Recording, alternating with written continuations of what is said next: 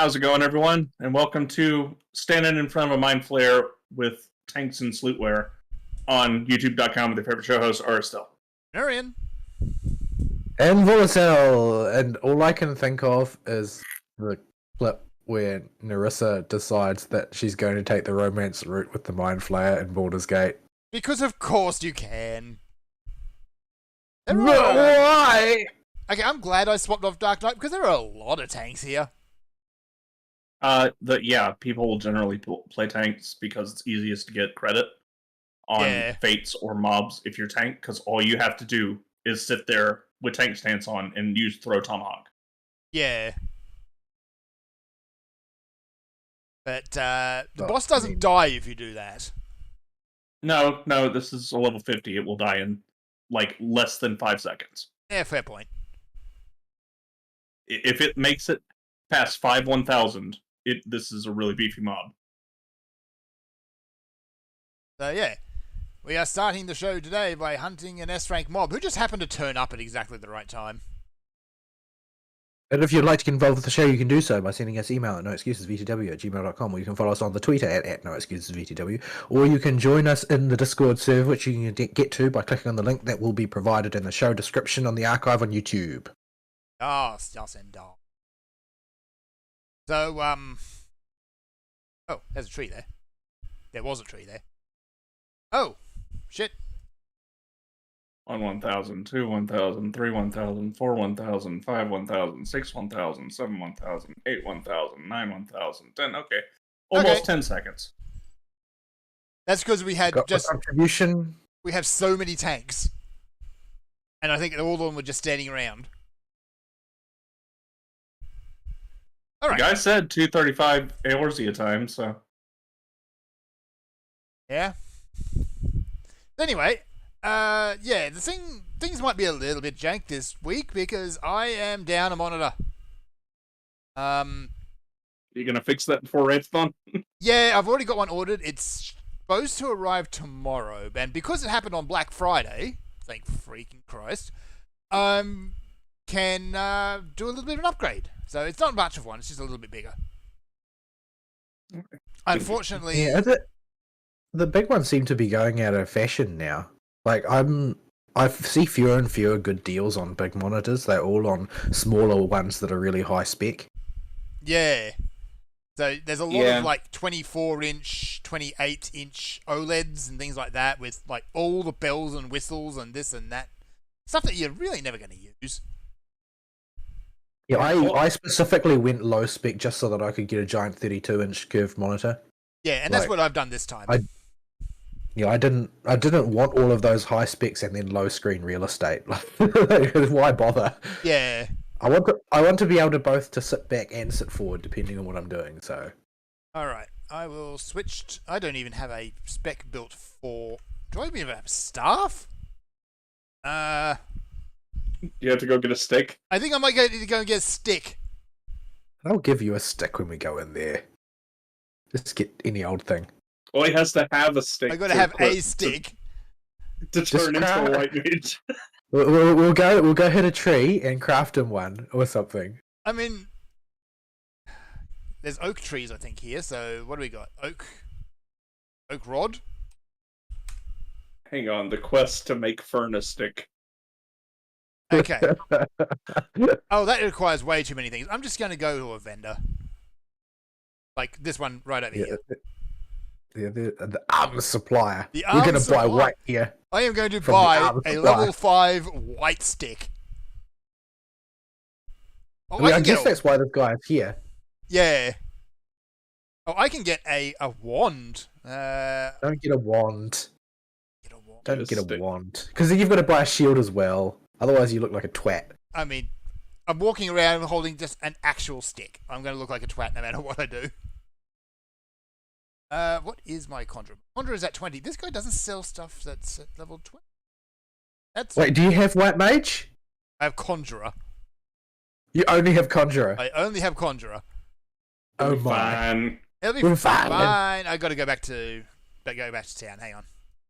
Okay, well he does that. Wait, what spells is he even going to have? Stone. Stone. Stone. That's all he No, needs. that's all he's gonna have at level Just- 60. Just stone. Yeah, I will need to check something, make sure I didn't leave the oven on while he does that.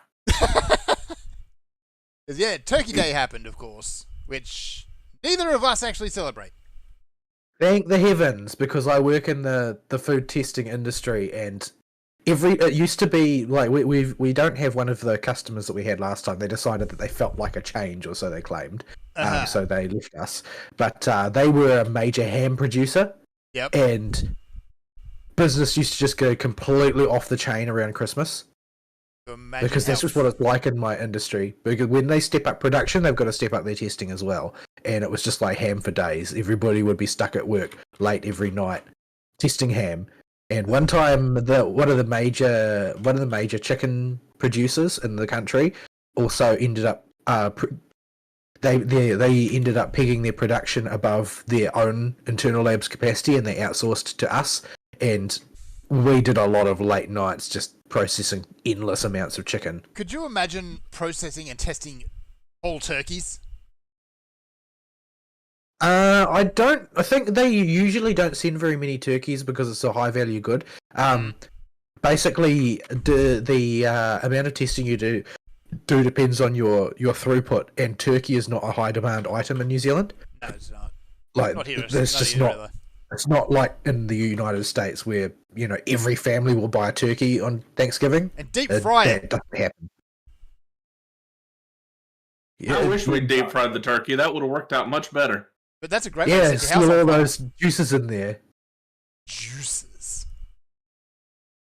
and then you can all sign up for like cardiac bypass surgery.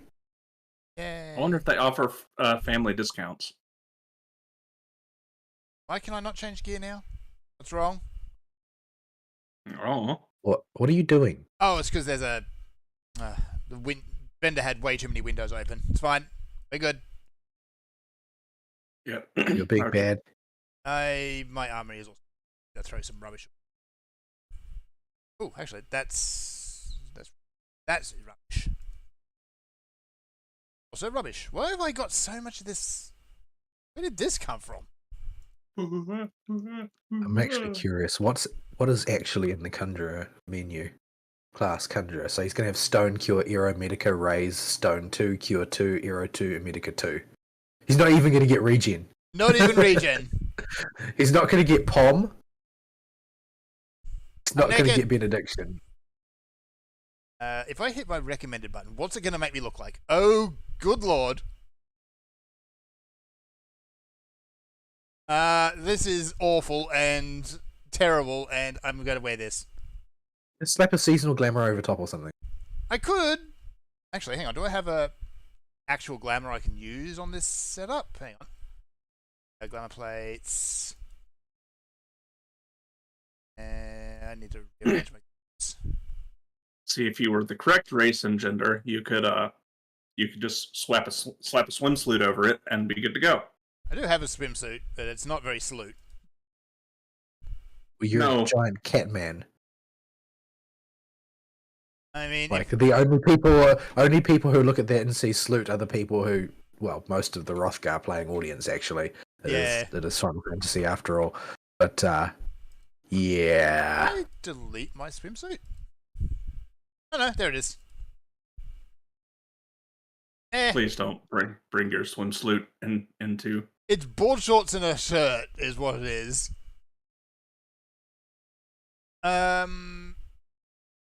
Instead, I'm gonna come in a raincoat. Why did I just do that? Oh, I'm really good at this game. So this should be interesting. Yeah, we got to get Fern all leveled up for that Green Deeps action in Delubrum Regine. Yes, All part of my long-term scheme. to actually make us do Eureka. No. That's the other long-term scheme that requires, unfortunately, no input from me at the point y'all are at. Man, I happened to just I needed to kill a bit of time while I was eating, and I happened to just tune in and watch this stream very briefly.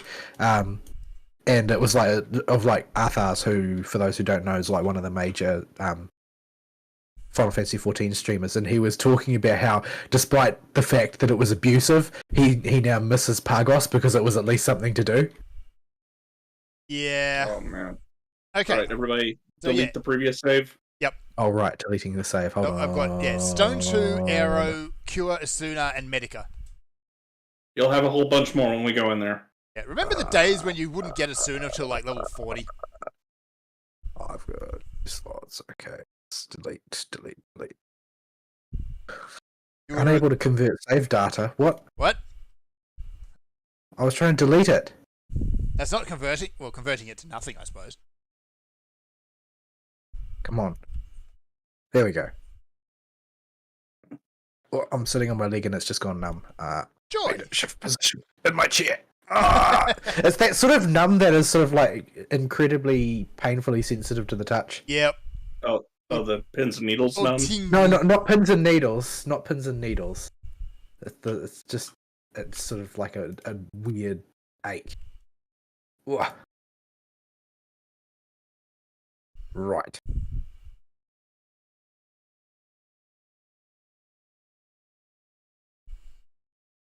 It's dawn. Yeah, throw rocks at things. That's basically all I can do. I can heal. Someone needs healing. Is it? Oh, never mind. Vol might Passive need healing healing. worked.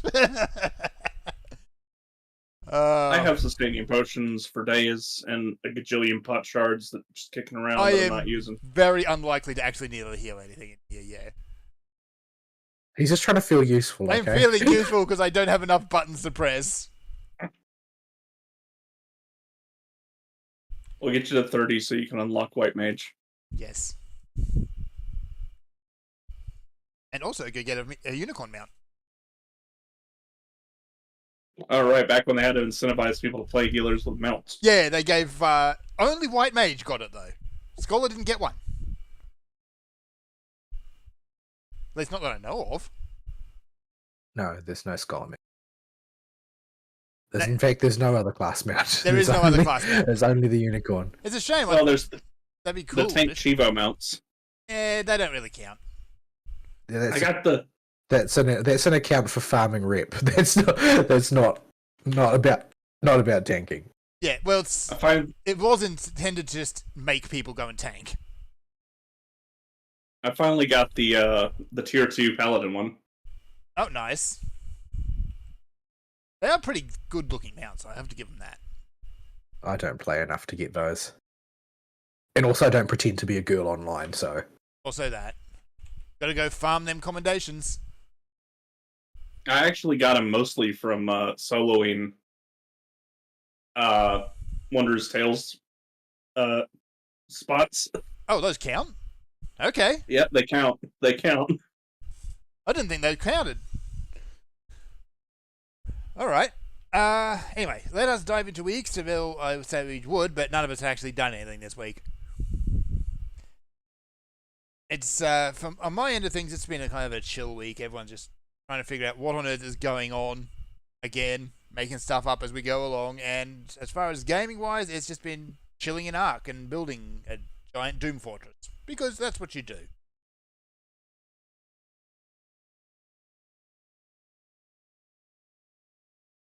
But, I don't even have really any anime to talk about. I'm still going on Jujutsu Kaisen, and I think I'm nearing the end of Season 2.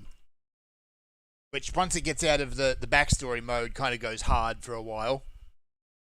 yeah, I watched the latest episode last night of Jujutsu Kaisen, and it was action.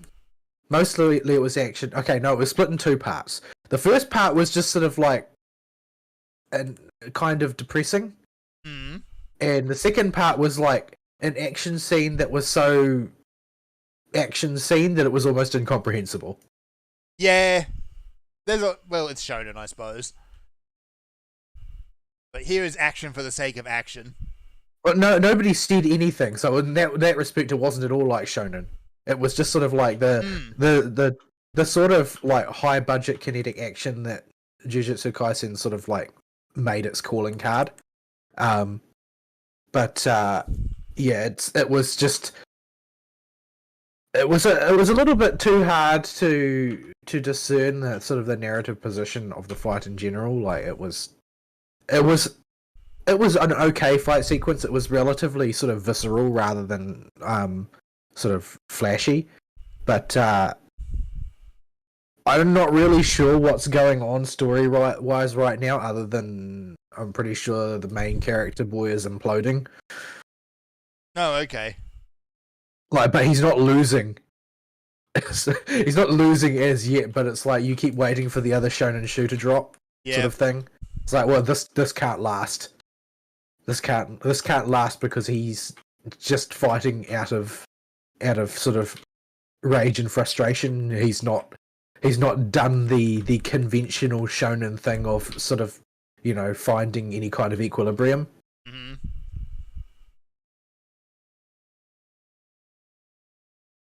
Yeah, like there is story there, and sometimes I think it's just trying to be dark for the sake of being dark. It's just, honestly, it's the sort of thing like I probably should be invested in the story, but at this point, I'm more just there for the spectacle. Well, I mean, it's got it. It's got plenty of that. They have loved this, and I am not caught up yet in the latest few episodes, but they have loved this whole season. First-person tracking shots. Mm. And that is just, when I think of this season of JJK, it's just first-person tracking shots, the anime. Yep. Thing is that you do those wrong and they look awful. I mean, they've done them okay. Like the ones in the fight with Blood Dude. Yep. They looked pretty good, but man, they use them so much. Okay, that must be the current season then. I'm further up than I thought I was. What I sort of they do like imaginative things with the fights. Can somebody save me, please? They do imaginative things like the fight, like the fight in the episode that I just watched is like the entire thing it takes place in, how do I say? Mahito has basically used one of his fleshy thingies to squeeze him and main character dude up against the wall. So they're basically sandwiched between a wall of flesh and a wall of stone, and they're just fighting in like this unspeakably narrow alleyway. Mm. Where they only have literally one dimension of movement, forward and back. Interesting. Yeah, And that fight would be interesting. Tell you what, actually, I am waiting for the day that Mahito gets taken down. Yeah, he's kind of a prick. He's kind of a prick. He's also unapologetically creepy.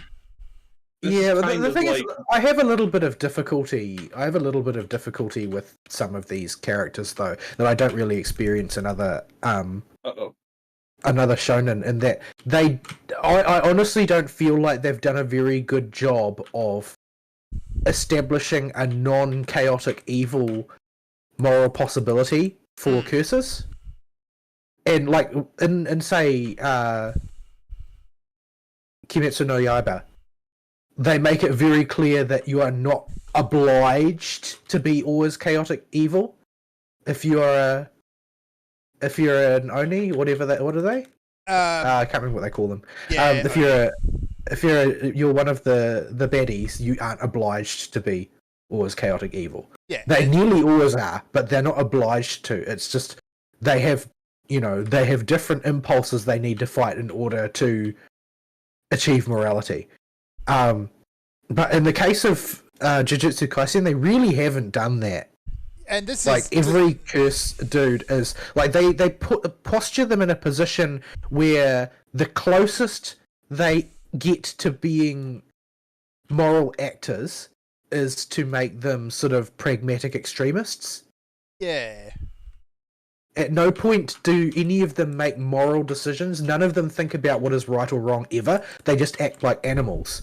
But because they act like animals, the fights don't feel morally compelling to me at all. Like, because the opponent is always just such unalloyed, like, existential threat that it's not really the sort of the tension of the fight is not really meaningful in any particular way, because the entire tension has to be supplied internally because the opponents are like basically forces of nature. Yeah.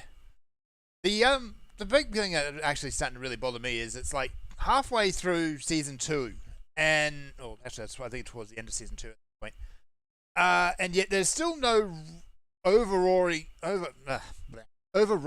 goal, I should say, for the villains. It's like they're causing chaos. Like, what are they hoping to actually achieve? They have a couple of goals, but you've got to. These guys are not like, they're not Akatsuki. There's an ebb and flow of power between humanity and the curses, and the curses are currently swinging back into power, and they're taking this opportunity to basically behave as a rebel group does and agitate, because there's not any way to actually overturn the foundation of the human order by pulling out a single keystone, and any attempt to actually do that overtly would be like plot contrivance extraordinaire. Like, I'm sure that's what's going on in the background, but that's essentially going to turn into a fight over a MacGuffin if they go that route, and they don't really have any choice about that story wise. But this is why I feel like they're in a narrative deficit by not establishing any moral positions for the curses. Yeah. Like, they can't be acting in a way that is right or wrong, because they are just acting like blind forces of nature at present. Mm-hmm. The closest they have is to an actual drive, I suppose, is like, we take out Gojo and we can just do whatever we want. Well, Brain Teeth Man has something going on. We don't know what it is yet. Yeah. You'd think by now they would have actually said it, but no.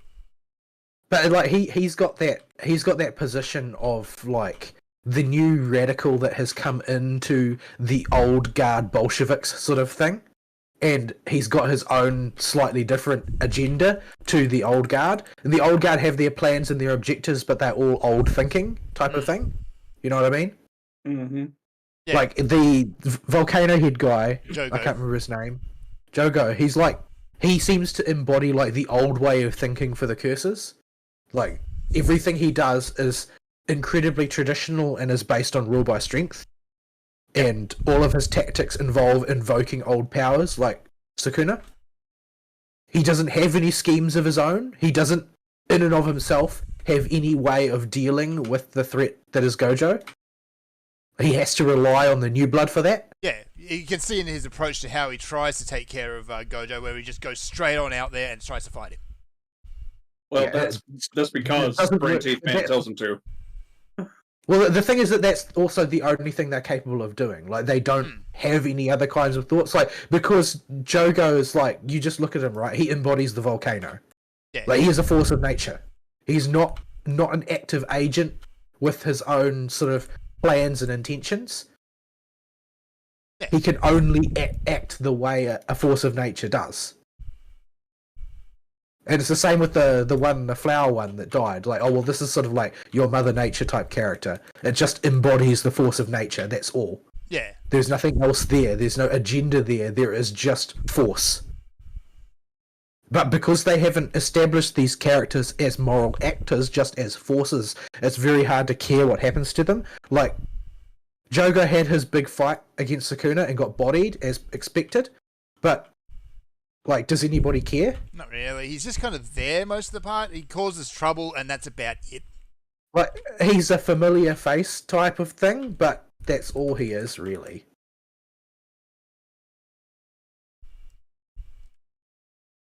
Yeah. And that's, I think, why the show is more just spectacle than plot for me at this point. It's like, they're basically fighting animals, in a sense. So until some overwhelming other plot comes along that changes things, it's just there for spectacle. It's just fight. Watch the fight. Watch the pretty bouncy people. Beyond that, though, I need to get back onto anime. A lot of the anime I've been keeping tabs on for the season. I think I've just rack up a few episodes so I can have a good binge of them. I did want to sit down and watch a bunch of Undead Unluck last night, but Bob was having issues. So I'll have to... Are you sure it was Bob? Because I was watching anime all night on Bob and I was having no issues. Well, Bob It also might just be needs Australia was having issues. We have our own firewall issues when it comes to what Bob can and cannot show. Bob should have plenty of mirrors, though. Oh yeah, I that just you got to can- go through all of them and figure out which one's going to work. One of them Yeah, will that's- work. Yeah, Bob has mirrors for that reason. Yeah.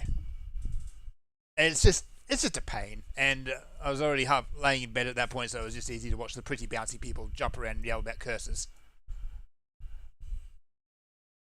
But yeah, I want to get back to Undead Unluck, and I want to get back to Shangri-La, because that one was just dumb fun. What I'm actually kind of interested in right now is I really want to see what Jujutsu Kaisen does about the female teammate problem. Mm. Because this is you always have this problem, right? You've got two guys and a girl on a 3-man cell, and the girl is just like comically useless. It doesn't really matter what her attitude is or what her personality is like or how hard she works. She's always like just dragging the team down. And in some stories, she gets her shit torn up about this, and in other stories, it's just not confronted at all. And I've never seen a show do anything to meaningfully balance that difference in power. Yeah. Like, I can never remember her Because name for the main trio in Jujutsu Kaisen, but her power is just so situational, it isn't useful all the time. The thing is that in the closing shot of Jujutsu Kaisen's most recent episode is basically Mahito earlier in the current conflict split off a clone from himself, Because and of course she he has did. basically run into the Mahito solo and has no help. Uh-huh. And that's the closing shot. And she's definitely going in to fight him seriously. And she seems to think she's got a chance, which is, I'm not sure what that's based on. Wish I could have some of that confidence. But, Yeah. but like- this is... Well, Mahito survived Gojo. Yeah, well, the thing is that in the shonen stories, they never let the girl be the dumb bruiser who's got the raw power. Like, they tried to do that in Naruto. They tried to make Sakura into the punchy girl. However, the fact is that the raw power was always on Naruto's side because he's the host to a demon god. Yeah. Like, and the same applies here in Jujutsu Kaisen, right? He's the host to a demon god. Like, you're never going to outpower that. And the other dude on the team is always the smart one, the tactician, who, he thinks his way through the fight. There's not actually a leftover role for the girl in the party, 99% of the time. They just don't bother to carve one out for them. Yeah. And that's why I'm sort of interested. How are they going to make her valuable? Like, are they going to do something to make the 3-man cell make sense as anything other than a tradition? Yeah, like, Because it is a shonen tradition. is she going to gain new I'm power? gonna Is she going to die. step up and just... You're a healer. Um, Do a healing thing for it. Ah! I can press a button! Yay! Wow, that was trivial. That was, actually. Yay! Your heal is not good. It's only like Cure. It's not even Cure 2, it's just Cure. Sad. Fua, fua, fua.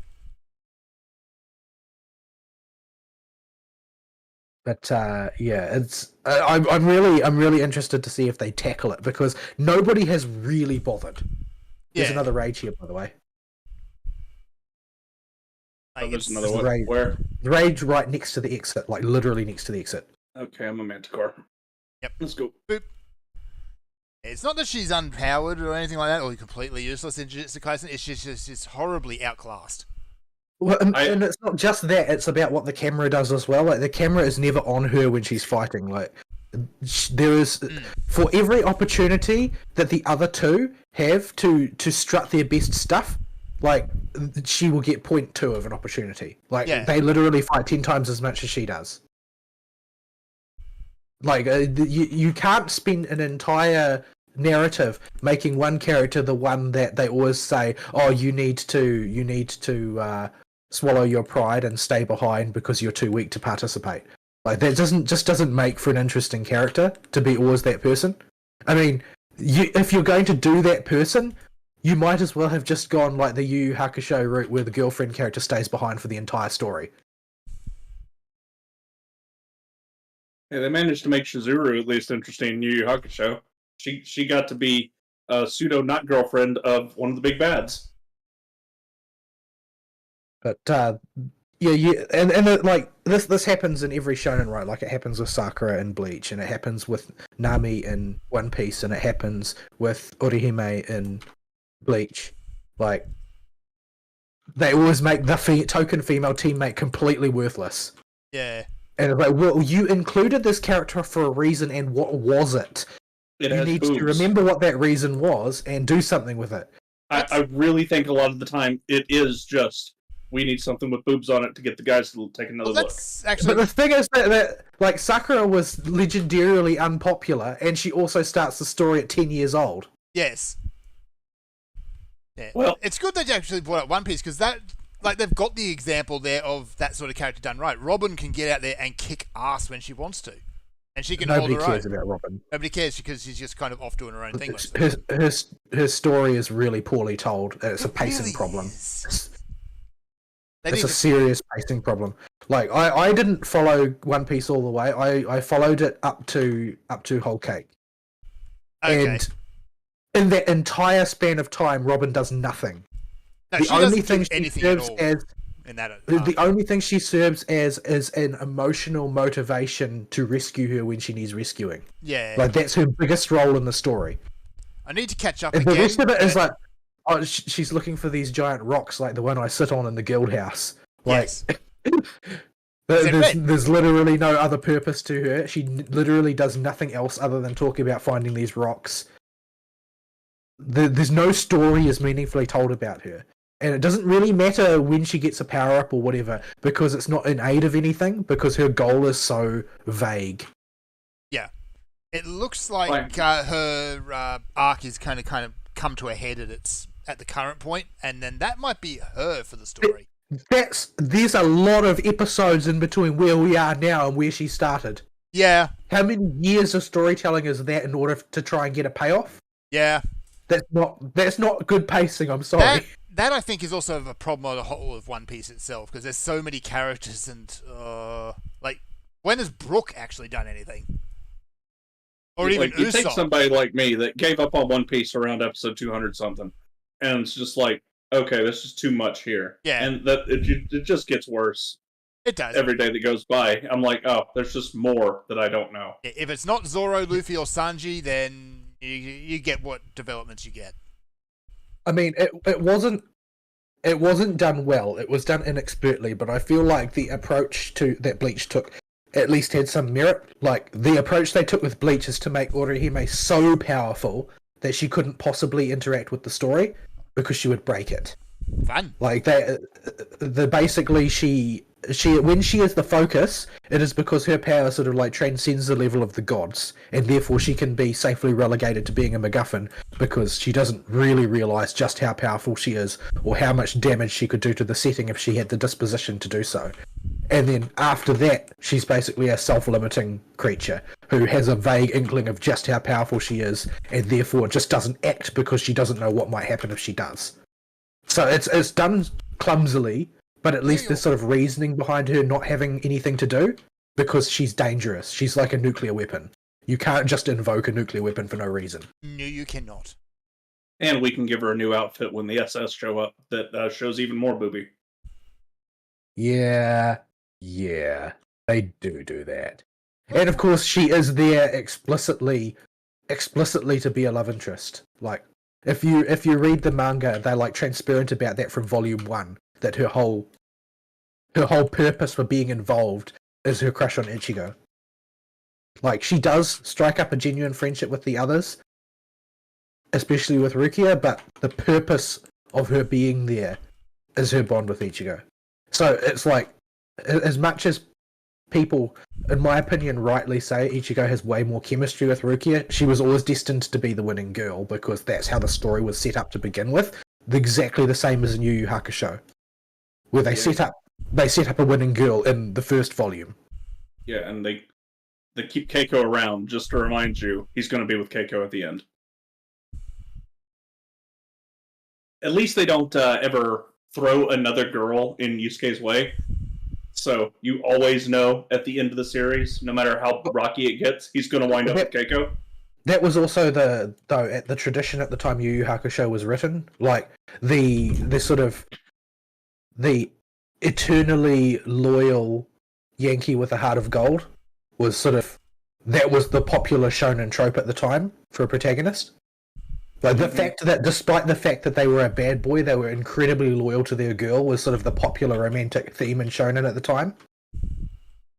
So it would have played really bad for them to throw a competitor in the mix. Because in order for them to be a competitor, a serious competitor, there would have to be, at least in terms of chemistry, some wavering on Yusuke's part, which would not have gone down well with the audience. Man, remember when fidelity and loyalty was, a virtue? Yeah, but the thing is that the following on from that era was the harem era. That was like the next one, where the opposite was true. The opposite was to have the hero constantly vacillate and make no decisions. I just stood on a luring trap. One that you could see as well. Well, I came around the corner with the camera pointed the wrong way. Ah, that'd do it. So I couldn't actually see it.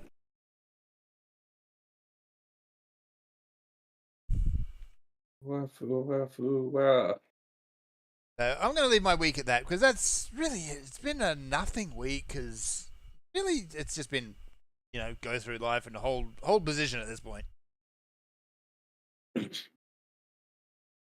are currently in the wind down for Christmas, and we're going to get the Christmas party rush, which is always fun, because every year, and usually you can tell, but sometimes you can't, there is one Christmas party that goes horribly, horribly wrong. To be fair, though, you probably make a lot of money off of post-Christmas party walks of shame, because people end up in strange places a long way from where they live, and they've got no choice but to call a taxi. Yeah, though only usually from the Christmas party that goes horribly wrong. Whoops, that was a luring trap that you found. I'm good at that. You are. That's one of my 108 secret skills. So yeah, it's honestly, you could probably make a lot of money taking bets on whose Christmas party is going to go horrible, because it's usually something interesting, like someone gets really just absolutely blackout drunk and gets into a fight with their boss or something like that, or someone has been caught sleeping with co-worker X's wife in the middle of the Christmas party, and fun stuff like that. Remember, folks, fidelity is a virtue. Yeah, like, people say that, oh, well, drinking by yourself is no fun. You should never drink by yourself. That turns you into an alcoholic. But I would say drinking with other people is way more dangerous. It leads to bad decisions. Especially if the other people have boobies. Often, yes. So, we shall see. Because it's always fun to figure it out. I say that almost with 100% sincerity, too. Yeah, although I'm seeing, it's also people who are confined to cattle stations that also make terrible decisions when drunk. Yeah, the thing is that you've sort of got the inland version of Navy ship pulling ashore syndrome. Largely, yes. Actually, that's exactly what it is. That's a good analogy. So yeah, they tend to leave their brains and their morals at home and just cut loose. Well, found a luring trap. You did Somebody it again! help me! Stop! It's not my fault. They love you today. Well, I popped a Manticore, so you can grab the Manticore that's in the dust. Oh dear. So, Vol, what have you been up to this week? Luring traps. Yay! All of the luring traps. I found a luring trap. Oh, I thought that was me for a second there. Well, it might have been It might have been me. you. Either way, it's still a luring trap. Oops, that was not the button I wanted to press. Why did you stand But up yeah. to rain it on lightning? I Magic. didn't do anything this week. It was that kind of week. I worked 6 days rather than the usual 5 because I was being audited on the Monday. Lots of things went wrong. We managed to sort out some of the previous week's problems, and we managed to acquire a whole bunch of new and interesting problems that we didn't previously have. Much in the way of things. This is just, how it is, really. Did I have closed position off? Oh, right, it turns off every time we kill a boss, doesn't it? Yes. Uh-huh. Keep forgetting that. It's like tank start. But so I don't really have anything much to say about what I had very little free time this week because I would just get home completely wiped out, and of course, since I was working 6 days, I had to sort of conserve my energy, as it were. Because I tend to operate like that. I tend to ration my energy throughout the week in order to be able to get through, rather than just going hard from day one, because I just don't have the energy for that. But yeah, I just didn't have any time to myself, really.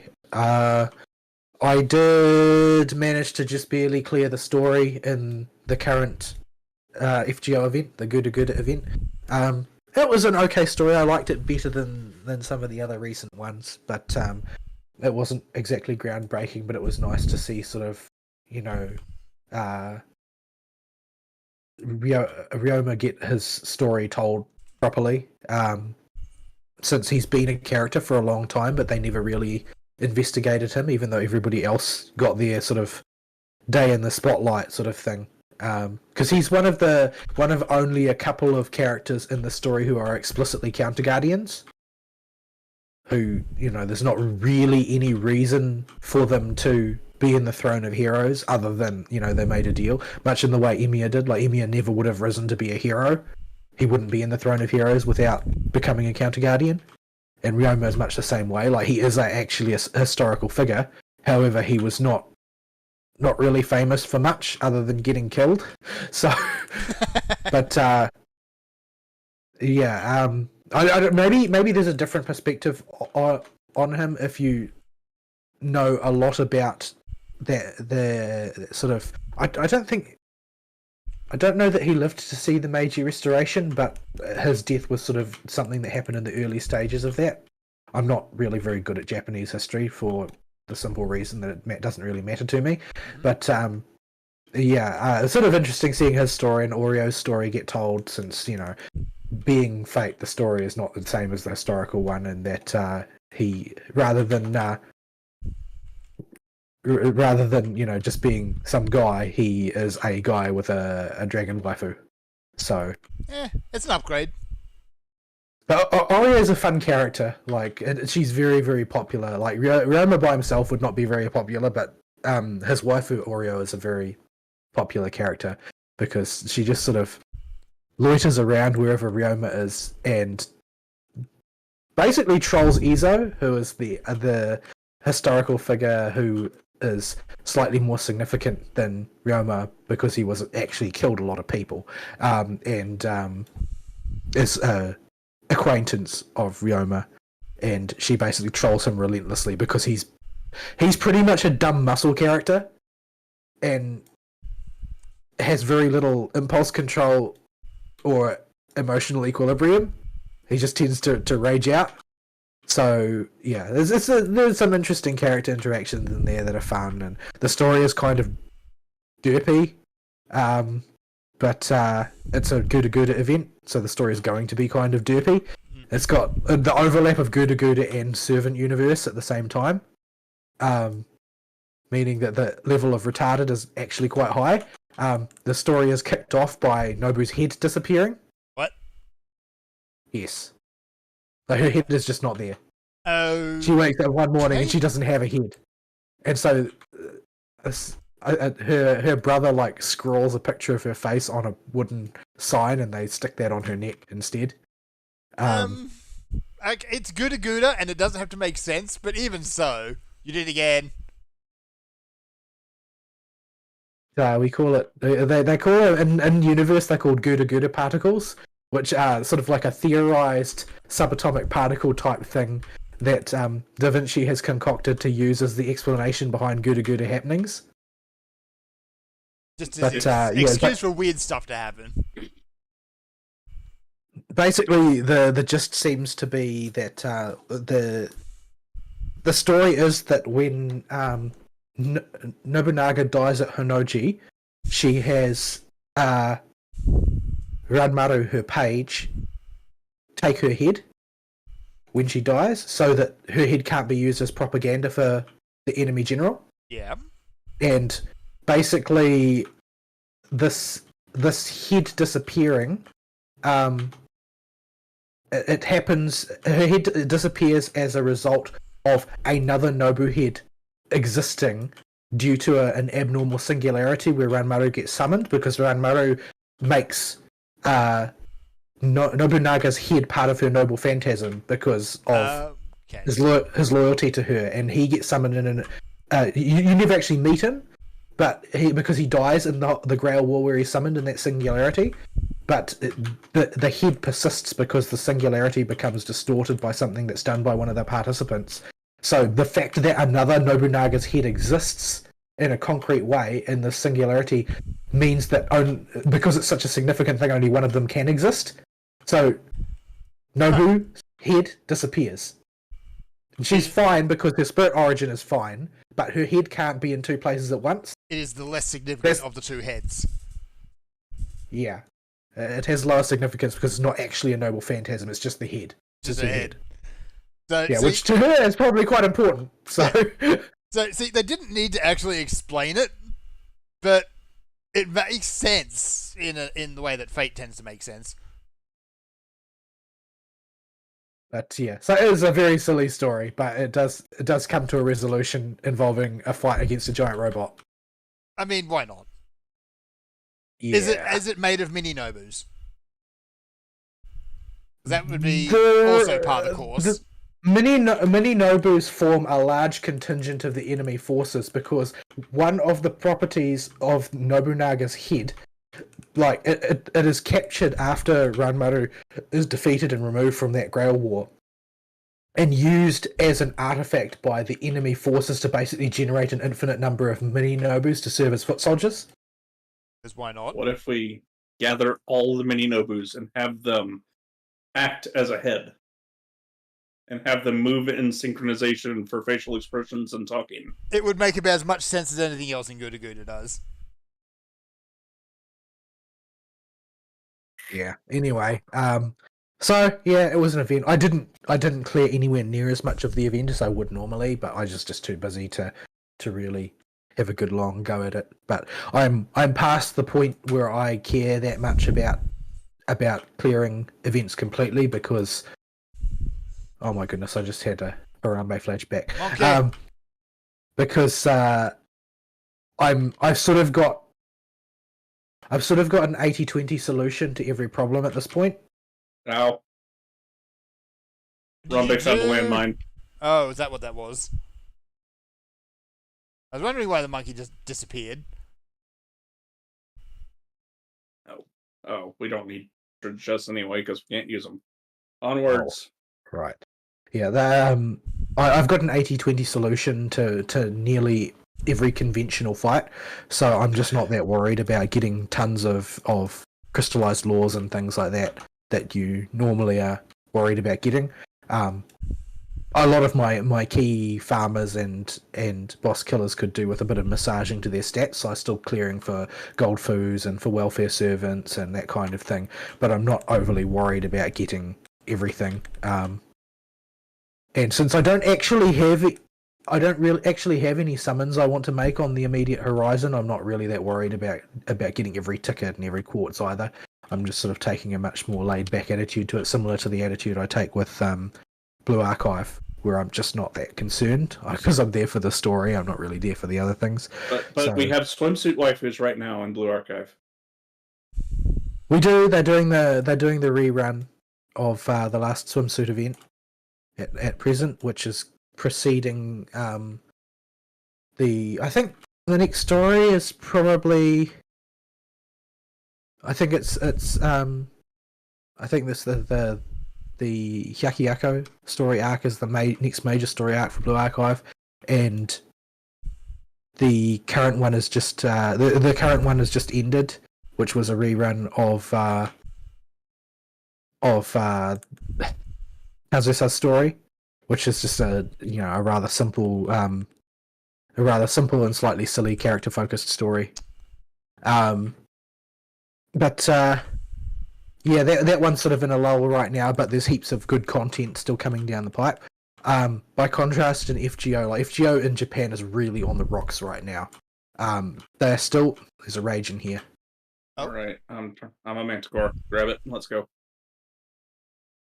George. The FGO is really on the rocks in Japan right now. They're still making enough money by having like high demand banners and that kind of thing, but it's really like the current arc is the Ordeal Call arc, and people online are calling it the Ordeal Stall arc because it seems like they're just stalling for time. Like the gap between events has gotten larger, the number of reruns has gotten fewer, the amount of content actually introduced in each major story is lower. Like generally speaking, everything has slowed down about it, and people just don't like the story. At present, it just doesn't have anything. Most people just aren't really. It's not hooking people at all. Like they're in a real bad state, basically, and there doesn't seem to be much to be done about it. They're just not doing good, and this is going to. They need to be very careful because they have decided to maintain the position of Global being 2 years behind JP with Clairvoyance EX, and if FGO falls over in 2 years' time, that's going to affect Global purchases now, as far as things that are going to keep the game afloat in terms of buying quartz and whatnot, because people aren't going to want to buy in on getting servants for a game that's going to fall over. Like what I foresee at the current rate, if they remain on the current trajectory, is going to be a case of, let's say Ordeal Call stays being mediocre and nobody really cares about it. People are going to play until the end of Lost Belt and then quit in Global. And that's not actually very far away now. Whatever the last major story event is. They're in a very dangerous position, in my opinion, right now. Yeah, because if they shut down JP, that will completely scuttle International. What I'm saying is that they don't need to shut it down. Yeah? They don't need to shut it down. All they need, because if they shut down JP, they'll probably shut them all down simultaneously, because they're not going to run a company just to cycle through events at some other region, especially considering what that would do to sales. The issue is that if people start to see it as a game in its death throes, they are going to punch out 2 years early in Global, and they don't want that. So they need to pull out of this tailspin. They don't have a choice. Considering that they are printing money, well, they were printing money, and they could be printing money again, it doesn't really make much sense to me for them to rest on their laurels. Everybody goes through their lulls, like whether it's the quality of the writing or the quality of the design, everybody goes through their lulls, but you can't afford to lull on both at once for an extended period of time, which is where they're heading right now. I'd actually be interested to see some of the numbers on how gacha games work, because FGO's been out for a while now. The casuals would have, by and large, moved on by now. Yeah, you don't really get a lot of new people coming into FGO anymore. Yeah, they all moved on to Genshin and then probably onto Honkai Impact or something. Most of them went to Honkai Star Rail. Yeah, but the current environment is one where you need to keep the veteran whales happy, and the veteran whales are very not happy right now. That's all you got now is the whales. They have to do something about this. They can't not do something about this. All that. No, you can't. Yeah. Spell wet frog? No, you can't unfrog. Once a whale goes, that's it. It's hard for a whale to go, right? Because they've got a lot invested. Yeah. If they do go, they're not going to come back most likely because it would have to have been something that really hurt them. Yeah. They would have had to think long and hard about it before going, and then just decided that they had no choice. Once they're out, that's it. Not worth their time. Yeah. You're very unlikely to get them back. So I really think that they can't afford to tread water the way they have been. Even our Lost Belt arc didn't end with the sort of bang that the previous major arc did. Like, Temple of Time was a massive topic of discussion when it was going, and when everything was over, everybody was still discussing it and how it went and what they liked about it, what they didn't like about it. That period of time was not really much of a feature of the end of Lost Belt. So it really does seem like they've kind of lost their writing mojo to some extent. And they really need to recapture that because they've got everything to lose at this point. There's not really much to be done other than they need to find a solution to their current slump. But by contrast, Blue Archive is still going strong. Because there's so much about the story that is still unanswered questions, and unlike Type Moon, people actually expect answers to all of these questions. In Type Moon, you know that there's always going to be a certain amount of things that are mysterious because they need to be. But in Blue Archive, they've got sort of a goodly amount of things that don't make sense, but that's paired with a good amount of things that do. And they are trickling out the answers slowly. Yeah, resolutions do actually happen. Like, you don't get stuck in a position where you just are expected to deal with permanent ignorance. But yeah, I don't really have good feelings about the future of FGO right now. They need something big to revitalize the Japanese fan base and to keep the global fan base excited to see it come down the line in 2 years, because currently what people are seeing come down the line in 2 years is a lot of lucrative characters who don't do anything but power creep the meta. Like the meta is becoming more and more homogenized to certain kinds of play due to the desire to get people to spend money on banners, resulting in just making lots of extremely powerful characters. And it's ironically having the wrong effect, because like there are people like me who will simply blow quartz on Melusine because they like Melusine and think she's cute. But there's no reason to roll on Melusine because there are like 3 or 4 other limited characters that have power levels within 5% of her, either greater or lesser, and you will have already rolled on one of them, invested in one of them. It's not really, there's no need to roll on these, so from a meta perspective. So everything just comes down to waifu power, and at a certain critical mass of waifus, it's sort of hard to get people excited for the next one, you know? Yeah. So you can pull Team Gawain as much as you want, but we only need a couple of them. Yeah, at some point you're going to hit the cap on Team Gawain, and sort of like for a lot of people, Fairy Knight Gawain was the cap on Team Gawain. So yeah, but there's a lot of popular characters still coming out, but nobody's really super excited for them anymore because most of they've basically gone back to the well too many times. Like, lots of people liked Caster Tanelico, who was that's Morgan in her younger years, and so she got a bunch of pulls even though she wasn't really popular. But the last time people went absolutely gaga for a character was probably Arcoid, and she's nearly coming up on global before too long, like within a year or so. Like they've basically managed to go a year without getting anybody really excited for anything. It's not Dang, really Team Gawain, you got yourself a big old squirt gun in your swimsuit edition. Yes. Yes. That's a big old squirt gun. I'll post this in live show chat. Hang on. Oh dear. That is how she do.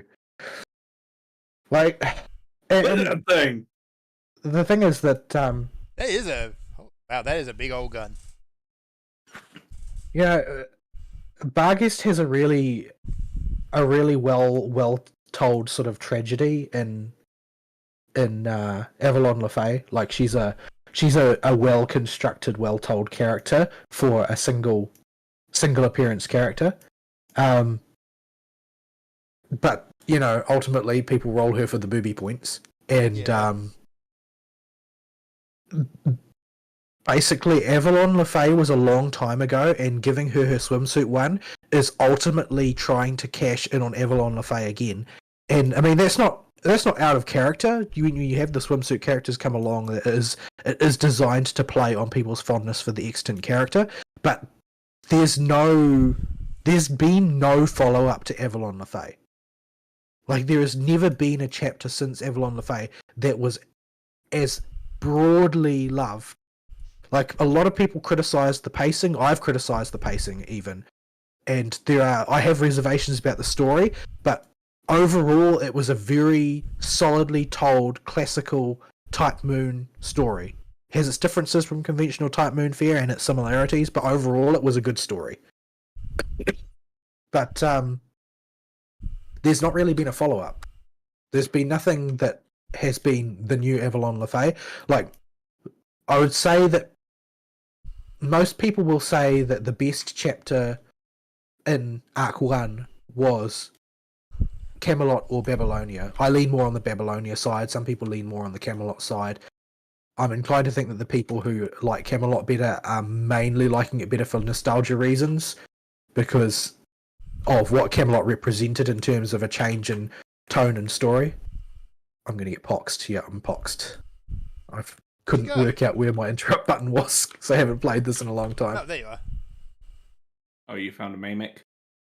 And a Mamic. Where are the securities? Yeah. Second row, second column. Second. Yeah.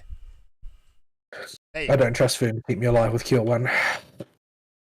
I mean, but, I can give you a little baby heal. Baby heal. But crit. Okay, fine. It's a crit baby heal. You crit, and it was still only 25% of my health. I think I may have discovered what is the worst class pre-60. It may be just because I haven't unlocked White Mage yet, but even so. But what, you need your Aqua Veil? I need something to do. Oh, that's all healers, my dude. This is all healers. Yeah. At all levels of play. A thing to do! When it doesn't matter. Yeah, you occasionally push a heal button if things go pear-shaped. Otherwise, you mash the Glare, Stone, Malefic, pick your single target DPS button. That's it. That's it.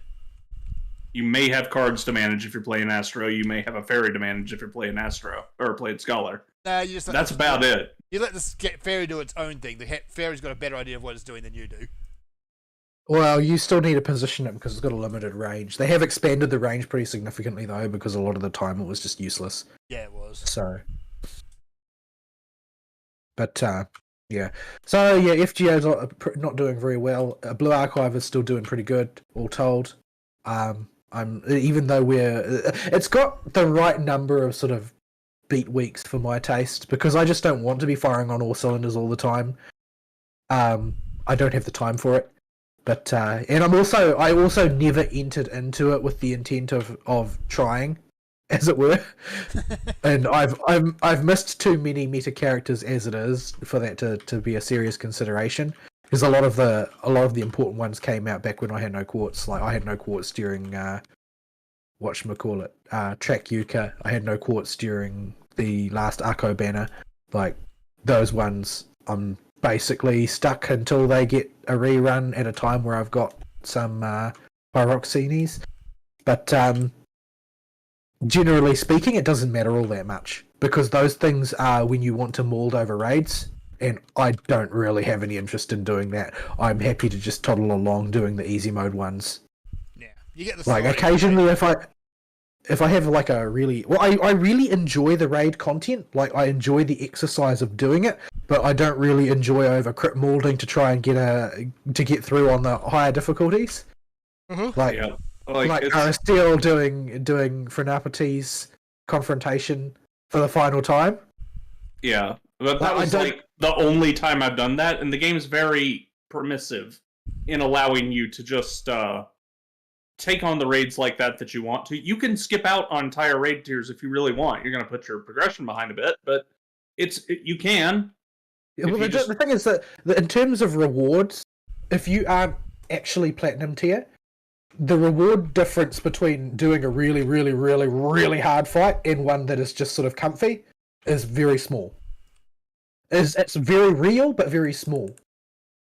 Like if you're trying to min-max a bunch of characters that have most of their Eligma come from raids, well, you're going to have a bad time if you can't do the best raids. But if you are not hell-bent on min-maxing, then it's not going to make any difference, really. Yeah, it's very... Because there's no clan battle, there's no incentive, really, to try hard the raids if you don't want to. If you don't have somebody... If you're not Aristeal, basically. If you don't have somebody that you really need to outdo, there's not really any need to... There are some people who just can't abide not being platinum.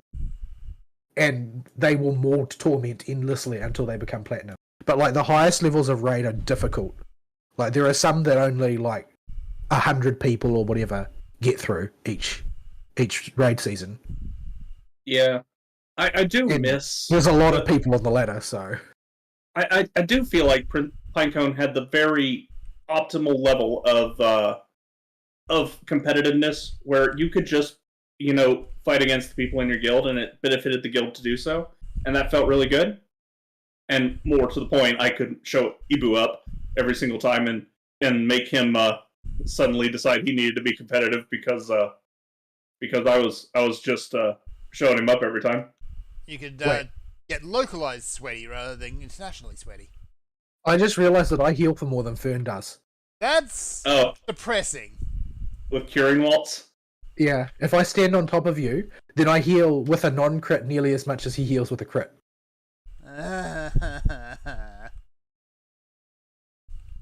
At least yours has a minute cooldown. Yeah, but I mean, we only take damage like once every minute, so... When we find a landmine? At most, I will need to press heal once a minute. Yeah. Like, there's a reason why Palace of the Dead doesn't unlock until you get your jobs. Well, it unlocks at level 10. Oh, maybe you need to be 30 to start the quest chain. Yeah, I think what you need level is the 30 to get Tundra the first anyway? one.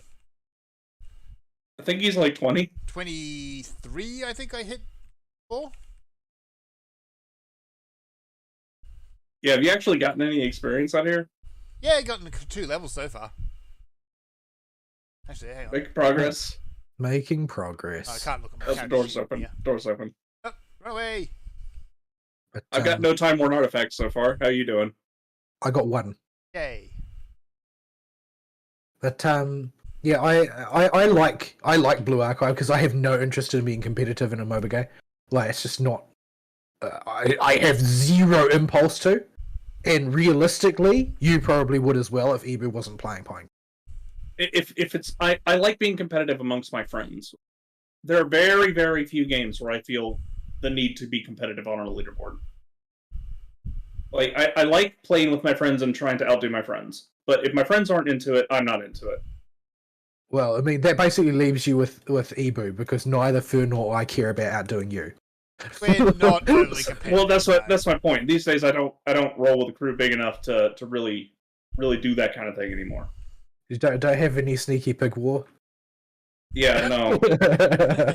So I'm never going to forget that name. That is not what it used to be. Right? Changed it. For cultural sensitivity reasons. Yes. The glory days of the internet. He got banned from Osu when Ibu got him to play because he just had uncensored tatas as his avatar. Yeah, that would do it. I mean, It's hard to get banned from Osu. it takes a special kind of person to get banned from Osu. I would definitely say he is a special kind of person. I would concur with this assessment. There's only a goal there, nothing really interesting. It's really... Yeah. No, I'm just going to take this guy for a walk while we run. Hey. So, All right. Yeah, I like the level of difficulty and the level of engagement that it requires, and the writing is just phenomenal compared to most gachas, in my opinion. Yeah. Like it's a cut above. That is not a really high bar to follow. Or at least Lots of people have said that the Fontaine arc in Genshin is incredibly good. Genshin is apparently really going from strength to strength at the moment. It doesn't bend you over and ream you with a pineapple anymore, at least. I think they. Yeah, I still have reservations about going back because on one hand it's also going to benefit China because the odds of me spending money are like slightly better than even, and for a second thing, like it is a game that I think is perhaps too good in the sense that there is a high chance that I'll get stuck in it and waste a lot of time there, and I don't particularly want to. I don't want to waste a lot of time there because they've done an incredibly good job of making Breath of the Wild, except there's actually stuff to find. Yes. But the characters are fun, the writing is good, the gameplay is fantastic. That initial wall back when it first came out, though, slapped hard. It's going to frustrate me if I go back to it because I do like to build my characters as best as I can, but there's a big old asterisk on that when it comes to Genshin. And you need to have waifu ahead of meta to play that game. Oh, yeah, you do. In my opinion. Either that or you need to have a bottomless credit card. One or the other. Those are your only options. Your option are spend money or spend more money. Yeah. Like I decided when I was playing that very early on, I was just going waifu. So like, because I mained Ningguang, I basically just rolled on Ningguang banners, even though they weren't optimal. Because, well, you kind of need to focus on a character. I bet she's like bottom of the freaking meta now, but I would go back and do the same thing again if I went back to the game. Because once you're invested, you might as well stay invested because it doesn't benefit you to change course. Yeah. Because you've got to go so deep on a single character in order to make them good. But yeah, I mean, there's lots of characters in there that people really like as well. A lot of people said that Farina was really annoying. I thought she was adorable. Other people said she was incredibly annoying. But apparently she's just had a storyline that makes her incredibly sympathetic, so now everybody likes her. Yeah. Also, apparently, when she came out, she was OP. So well, there's that. Yeah, as interested as I am to go back and try Genshin again, it is one of those holes that is very deep, and I know I'd get stuck in it. That, and if I play Genshin again, I'll just get Diluc and Diluc adjacent crap again. Yes. Because you're cursed with the Diluc. You get all the Diluc. There are a whole lot of min-maxers that would love to have that problem. Yes. But I am not one of them. Especially the people who want the Diluc husbando.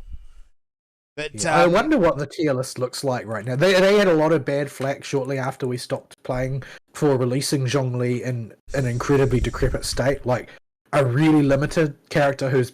I didn't play the story, but it seemed to me he's pretty obviously the Archon of Earth. Yeah. That may have been the catalyst that caused them to ease up a bit on that initial wall that we all hit. But, yeah, he was just a trash character when he came out. Oh, like complete garbage. Absolutely worthless. And people were incredibly mad because they hyped him to the nines. It was complete rubbish. But I'd be more interested in actually trying Honkai Star Rail because it's kind of got that science fantasy flavor that I've been itching to get into again. Well, it's a different game though. Like it's a totally different game. It's not Breath of the Wild. It's a No, it's conventional different again. JRPG. It's got its value to it, and I know some people who play it, and they seem to like it. Given how Yeah, such yeah, a there's good a lot job of- they did with Genshin, I'd be interested to see what they do in that field. Yeah, I've heard some people complain about various things about it as well, but it's one of those. Oh well, there's frankly not enough time in the day. There's frankly not enough time in the day. Like I would like to try Honkai Star Rail. I would have liked to go and play some more Genshin Impact on a sort of a casual basis, although that's risky. There's a lot of things that I liked about it, but I also would like to play Arknights, but I'm never going to do that because the amount of time it takes me to solve those stages. Like I can't even do incredibly simple ones. I just don't have the right brain for it. Yeah. I've never been able to play strategy RPGs of any kind, much less tower defense. Besides Arknights, I think I get depressed playing I that. stood on a luring You trap. did Somebody it come again. and save me. Oh, there's I'm everything Excel. everywhere. Oh no. The struggle bus is real. The struggle bus is real, and I live there. Where are you? There you are. We have a problem, Houston. I have no sustaining potions on this floor. I'm working on it. Oh, it's no item floor, is it? It is. Uh-huh. I got to heal something meaningfully. Yay! I'm just trying to get to the treasure Why the RP walk? because he's sound aggro. Yeah, but I he's going to did aggro RP anyway. I need to find the luring trap in this room. Give it a kiss.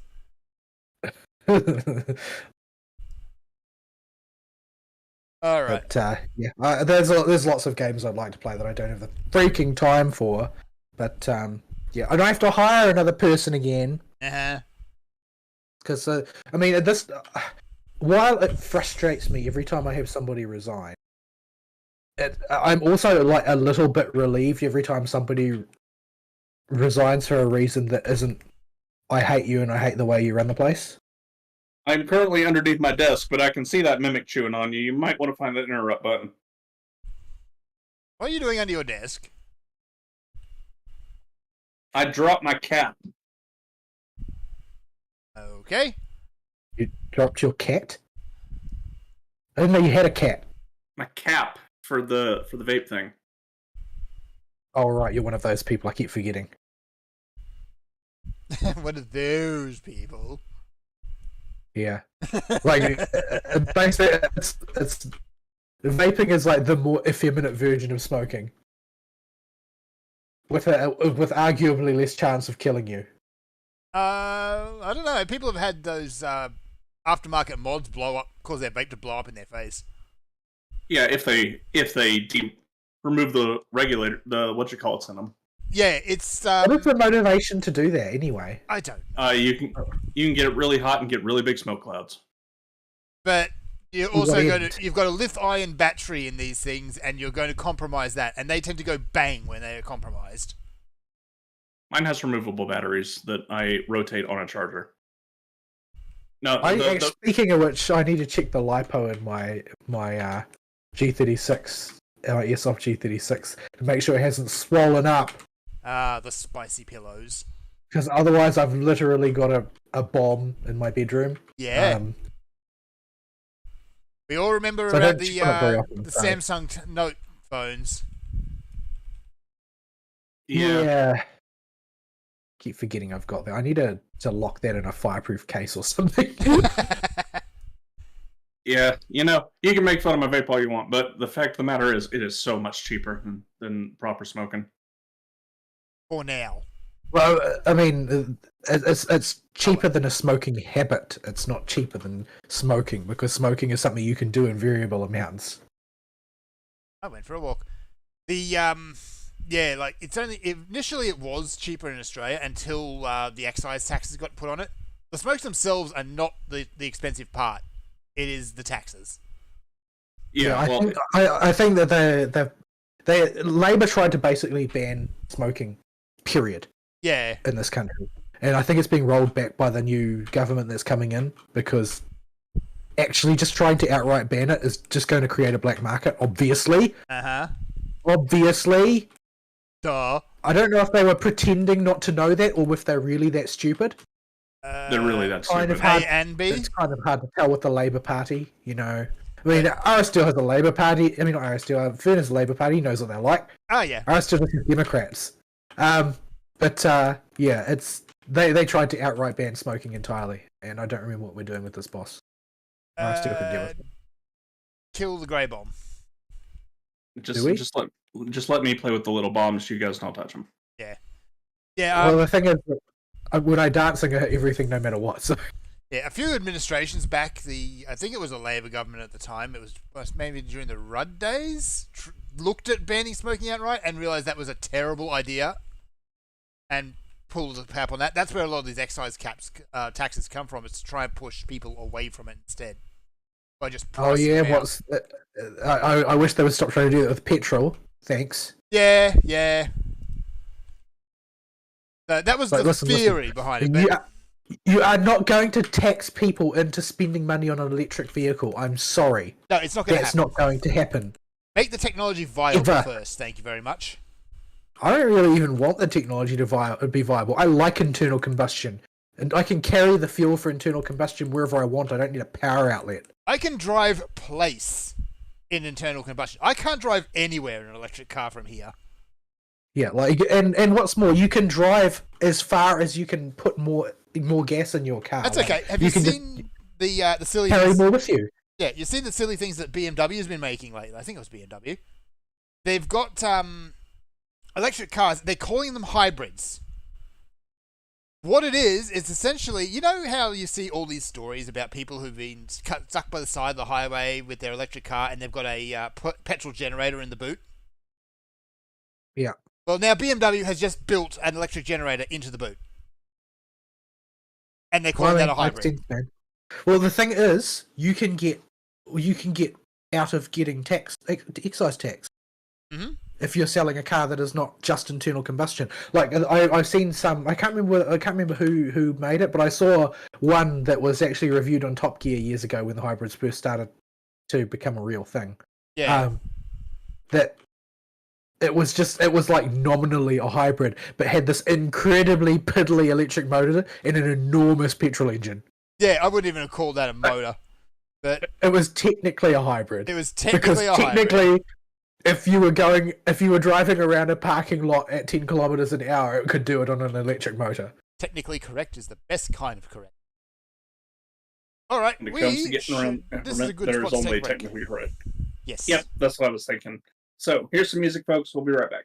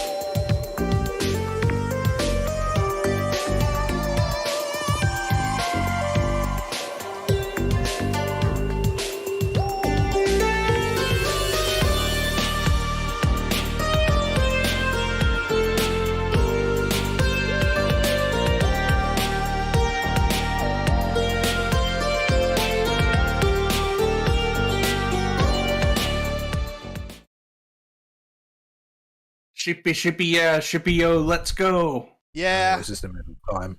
you should not watch Earworms in the break. Just saying. It's not my fault. It's Yeah, and I can't wait to play Dawn Trail and get a Suckerman Baspis to put in a tank in my house. One of our subs is named abbreviated Sagamore Baspis. I see. I ran out of characters. I couldn't spell the full name.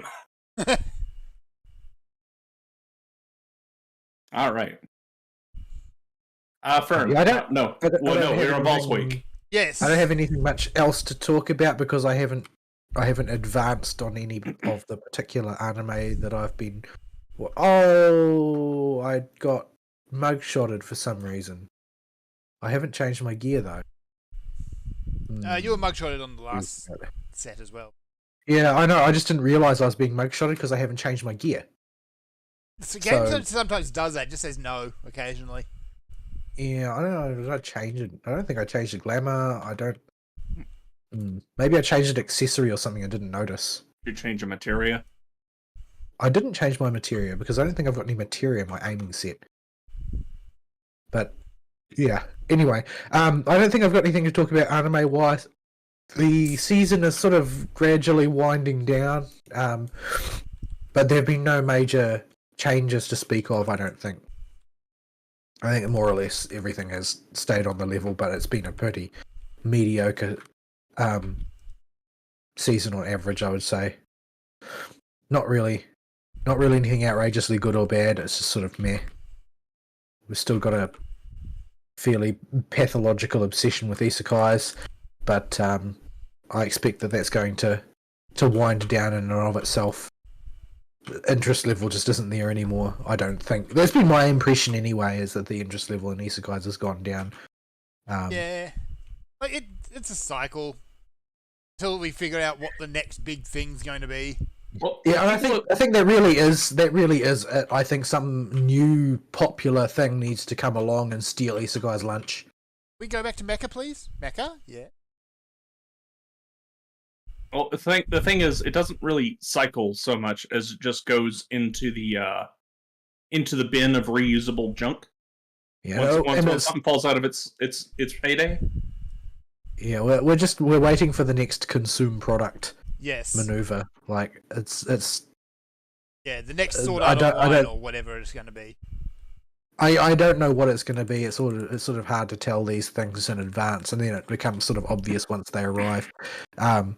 But I think that we're probably sort of approaching the first major generational shift since anime sort of went international. Like, because currently what we are seeing is anime follows the age of the major demographic. Because if you look at people in the West, there are those who picked up anime when they were older, who were already most of the way to being adults when something like Bubblegum Crisis came out or whatever, and they never really jumped on the train of keeping up with anything. Like, I'm talking about the era of people outside Japan being seasonal anime watchers. Like, the trends in anime have followed their age bracket. And so you start off with mainly high school themed anime, kids anime, then high school themed anime, and then you end up with all of the characters have moved from high school to college and are now trying to negotiate college life, and then you move on to this sort of the salaryman who is depressed and wants to retake his life because he's made too many mistakes for his taste, that sort of thing, which is where we sort of currently are. And then there might be a step after that, which in all likelihood is going to be even more depressing, and then we'll be at a generational shift because you really can't follow one generation forever. And so it will be like Zoomer logic, but I don't know if Zoomers actually watch things that take 25 minutes. I'm not sure if they're capable of watching things that are longer than a TikTok video. So, yeah. Evidence says not likely. If that was the case, then Pop Team Mecha probably would have become the next big thing. Well, the thing is that we're not really at that. Pop Team, I think you're forgetting something. Pop Team Epic is old, It is very and so old. are you. Like, actually, my brother's got one of the manga from Pop Team Epic, and he got that like 15 years ago. And he's just Pop sitting on Team a shelf. Epic is old, and it's not Zoomer relevant because it's old. Yeah, Like and a lot of the jokes we're- are very old. we're sort of waiting to see what will the Zoomers do with anime. Will they abandon the medium? Like, is this boom in anime something that will only last for a generation, or is it going to be it's going to continue in its current form in an ongoing way? And it's sort of hard to say. I don't think it actually is going to seasonal anime. I don't think is going to function like TV generally does, or like sitcoms do, where they're sort of to some extent evergreen. Although, I mean, if you look at the way sitcoms have gone, like generally speaking, they have found ways to be even more unfunny than they were classically. Oh yeah, they have. And like Seinfeld is a laugh riot compared to the sort of stuff you get now. There was that Like- age or the era of like the Cartoon Network Nickelodeon sitcom, which was like copy paste, kids in school doing a thing. I totally missed that. Like you would not glad. know that that era existed in New Zealand if you didn't have satellite, if you didn't have Sky Digital probably. Yeah. Story time. Uh-oh. That era of TV made one of my mission trips to New Orleans with my church a nightmare. Which show was it? That's So Raven. Oh, And it is because You're going to need to give me more background than that. okay, That's So Raven was a Disney Channel. High school girl has psychic powers, but otherwise deals with high school scenarios that come up like a normal ass person. Precisely, show. it had one plot thread, and that was Raven would get a premonition of the future and go and try to stop it or make it happen. And the actual plot of the show is completely irrelevant to why it was a problem. Yeah, so that was the plot. The thing with the show was the girl that played Raven's cousin or sister was at one of the younger kids camps they had going on at the seminary that was next door. Oh, Celebrity by Proxy? No, the girl that played Raven was there with her sister or cousin a good chunk of the time. It gets even and better. This led to but she had the authority apparently to call down the New Orleans PD to come keep them safe. What? And cause all kinds of traffic issues the whole time we were there. Like, we were just staying at the seminary to go do mission work there and go, build homeless shelters and crap. So this is basically is like a lesser version of the scenario where, like, for some reason Barack Obama decided he needed to be on the Saturday Night Live or whatever, and would just completely destroy the Los Angeles traffic every time he did it. This is a complete alien thing, because like we are used to when the Prime Minister himself turns up here, he'll show up and he's got maybe 2 guards, and that's it. And one. Yeah, it's actually really funny watching when Jacinda would go places in New Zealand and people would show up to heckle her, and she just wouldn't have anybody to tell them to stop. Yeah, everyone was just trying to make her leave. But yeah, that was literally the case. Like, people would wherever she went, she would get called like a traitor and that sort of thing. So she basically had a 0% approval rating. So when a celebrity tries to go anywhere in Australia and they want a police escort, they've got to have a damn good reason, and only the absolute A-listers will even get just a regular escort if they're not doing an event or something. Otherwise, they just get laughed out of the building. Yeah, this was goodness. I was in my teens, my early teens when this happened, because it was my first high school mission trip. We were down New Orleans building, doing homeless handouts, and giving them little Bibles and baggies with soap in them, and we were down there building for homeless people doing stuff, and then that's right, it was in 2000 because the next year, I think, no, was it 2000? It was the year before Katrina happened and Chat, somebody help me. Why? Yeah. Why would you do this? It was the year before Katrina happened and literally washed away all the work we did. That just stings.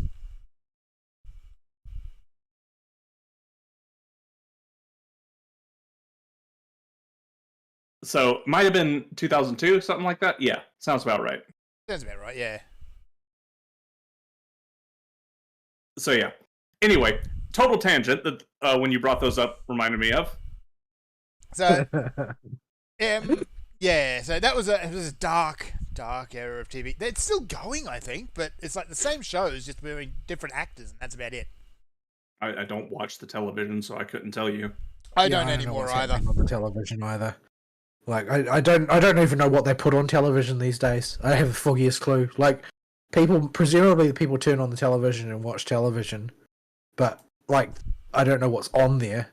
Folks sit down and tend to watch a lot of home renovation shows these days. My mother just watches quiz shows basically and tries to answer all the questions before the contestants do.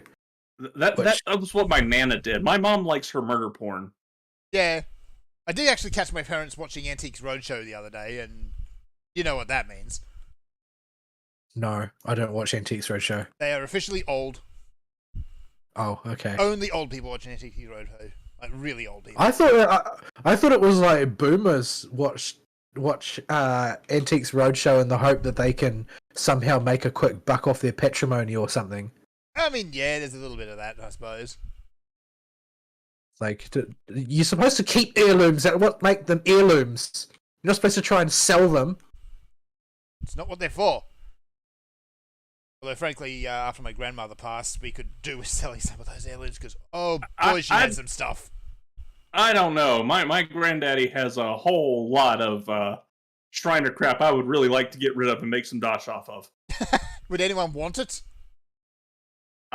No, that's the problem. Yeah, exactly. It is technically very valuable, but unless you're into the weird Freemason crap, no, you don't have any interest in it. Yeah. Well, if you're into weird Freemason crap enough to want that stuff, you've already got your own one. Like, yeah. I don't know. A lot of the stuff in my grandfather's house ended up in a museum at this point, so... The Freemasons are the traditional enemies of Catholicism ever since they were founded, so I would be happy to see all that stuff burned, to be quite honest. Like, they were founded specifically to attack the Catholic Church. Right. Ari, do a week. Oh, you want my week? Yeah. Okay. Before we tangent again. My week was, I thought this would be an opportunity to have a couple days to relax. Maybe I'd get recruited for food stuff, which I did get recruited for food stuff, though thankfully not to cook. I did have to help with prep work and drag everything out. Also, thank you, America, for having an official shield against Christmas creep. Yeah, we're past that shield now. Vol has got the all clear to Pataroo. But yeah, that didn't work out so good because on Tuesday, my inbox exploded with the pre-Thanksgiving rush. Yeah. That's the downside of having the barrier against Christmas creep. It's the time of year where everyone realizes, oh crap, the year is almost over. Yeah, and so I had a ton of work to do all week long and was working on Thanksgiving. Nobody else seems to appreciate this, and it's just like, oh, well, you can just take the day off. Are you retarded? Who else will do the work if not me? I bet your sister was deeply appalled. I let her go help cook on Thanksgiving because I did not want distractions. Well, I mean, if you had made her work on a day adjacent to Thanksgiving, it would have just been endless whining. Yeah, I did not need any distractions. I needed to sit down and I needed to get this shit done. Which actually reminds me, what day is Yeah. Monday? Yeah, it's a Monday. Which means I will probably also have to work. Yeah. So yeah, it's the holidays, and this does not necessarily translate into a break of any kind for people that actually have a job and responsibilities at said job.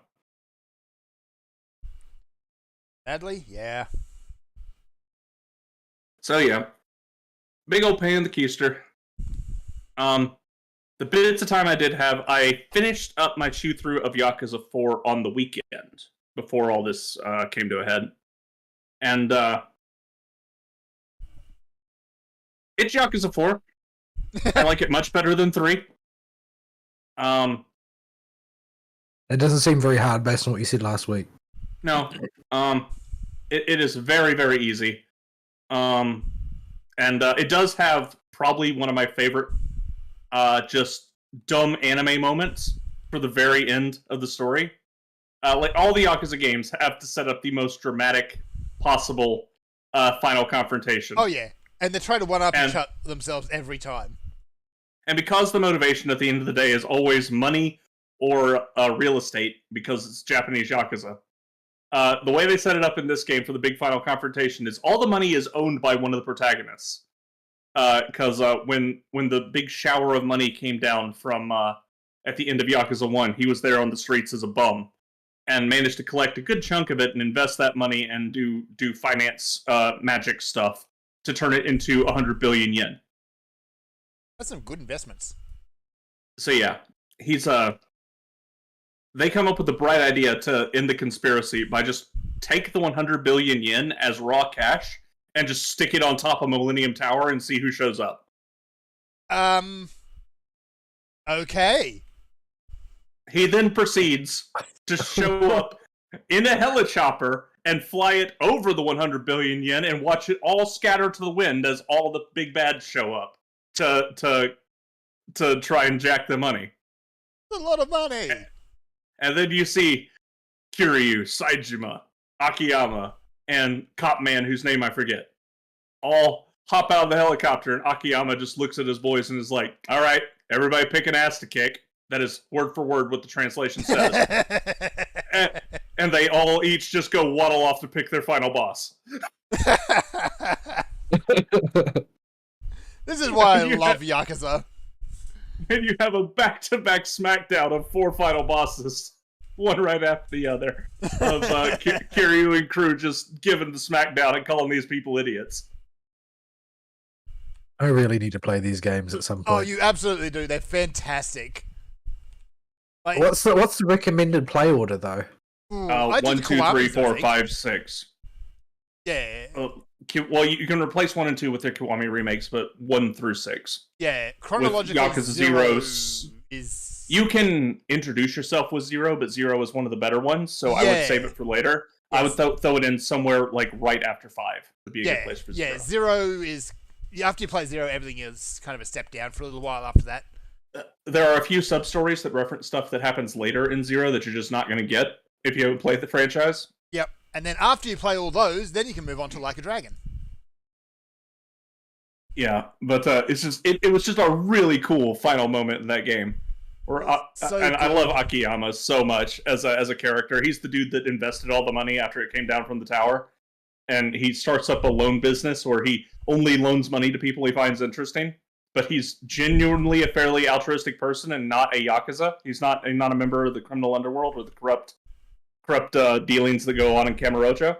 So he's just a good guy normally. I see the rage. I'll turn to a thing. We got plenty of stuff to bop on the way out while looking. But yeah. So yeah, I just love them getting out of the helicopter. He's literally thrown his fortune he's built away. Just for the sake of this epic moment, and is like, all right, everybody pick an ass to kick. Yeah. Maybe I should dust off a Yakuza game, because after having you talking about it, now I want to go and do really ridiculous things with a completely straight face. So yeah, 4 carries a lot of the engine problems that 3 had, but it rubs off the really rough edges of them. And makes the game much more palatable the whole way through. I still didn't stop and do very many of the mini games or anything through it. It was mostly please use a Serenity. What the hell line is it on? Line 2, column the second to last one. Okay. Oh, you got it.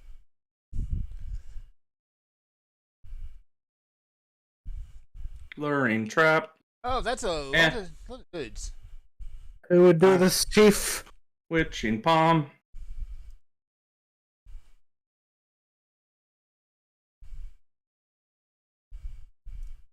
Please hold while we correct the slight problem of Oh dear.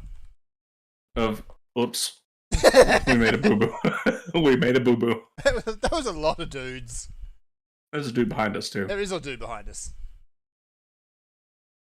Okay, problem corrected. That was fun. Now, what was in this chest? Probably nothing. Purity. Yeah, Of course. see? Okay. Well, I've already started clearing this room. I'd feel bad just leaving it half done. So yeah, I'm just not sure. Like I think I should dust off a Yakuza. I've been looking for maybe something I can do single player and invest a bit of time into just to enjoy a story. Yeah. I haven't finished Like a Dragon yet. Maybe I'll go back and do that again. I would try booting up the Kiwami games if you haven't. Ooh, And give you that. I should do that Kiwami 1 because I haven't done that. Yeah, do Kiwami 1 and 2, and expose yourself to the Majima Everywhere system and all the fun stuff that comes with all that. That is still one of the most glorious systems. Especially when after that happened, it became a bit of a meme, and just having Majima randomly turn up all over the internet was great. Yeah. So, I moved on to Yakuza 5, and Yakuza 5 has one of the best Yakuza openings.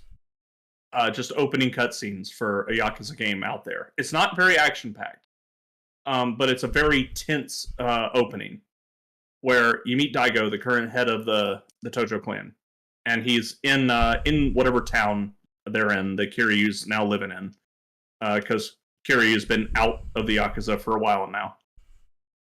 And Kiryu's operating as a taxi driver in this town. And you can tell right away it's Kiryu, whose taxi he gets into after this meeting with this other Yakuza head. And he's talking to Kiryu like he knows he's not Kiryu, even though they both very clearly know. And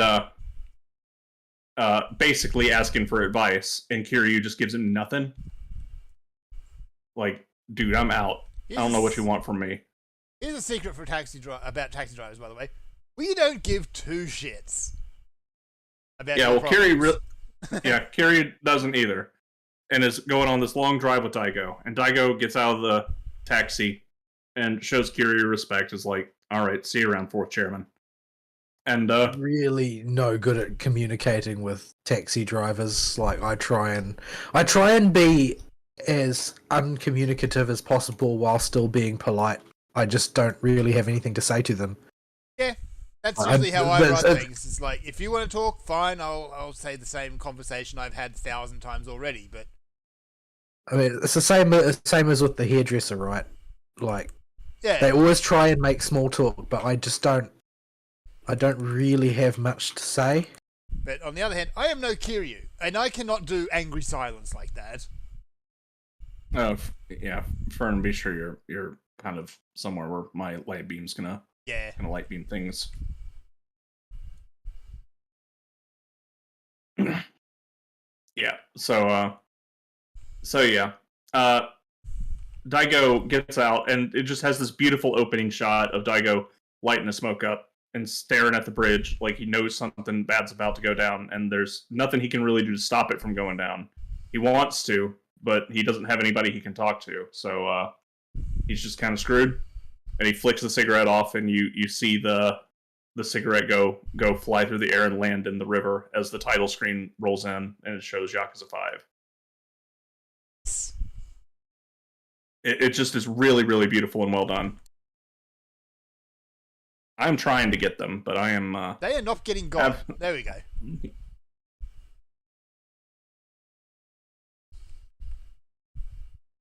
I've actually had to be using sustaining potions. It's not a feeling I'm familiar with.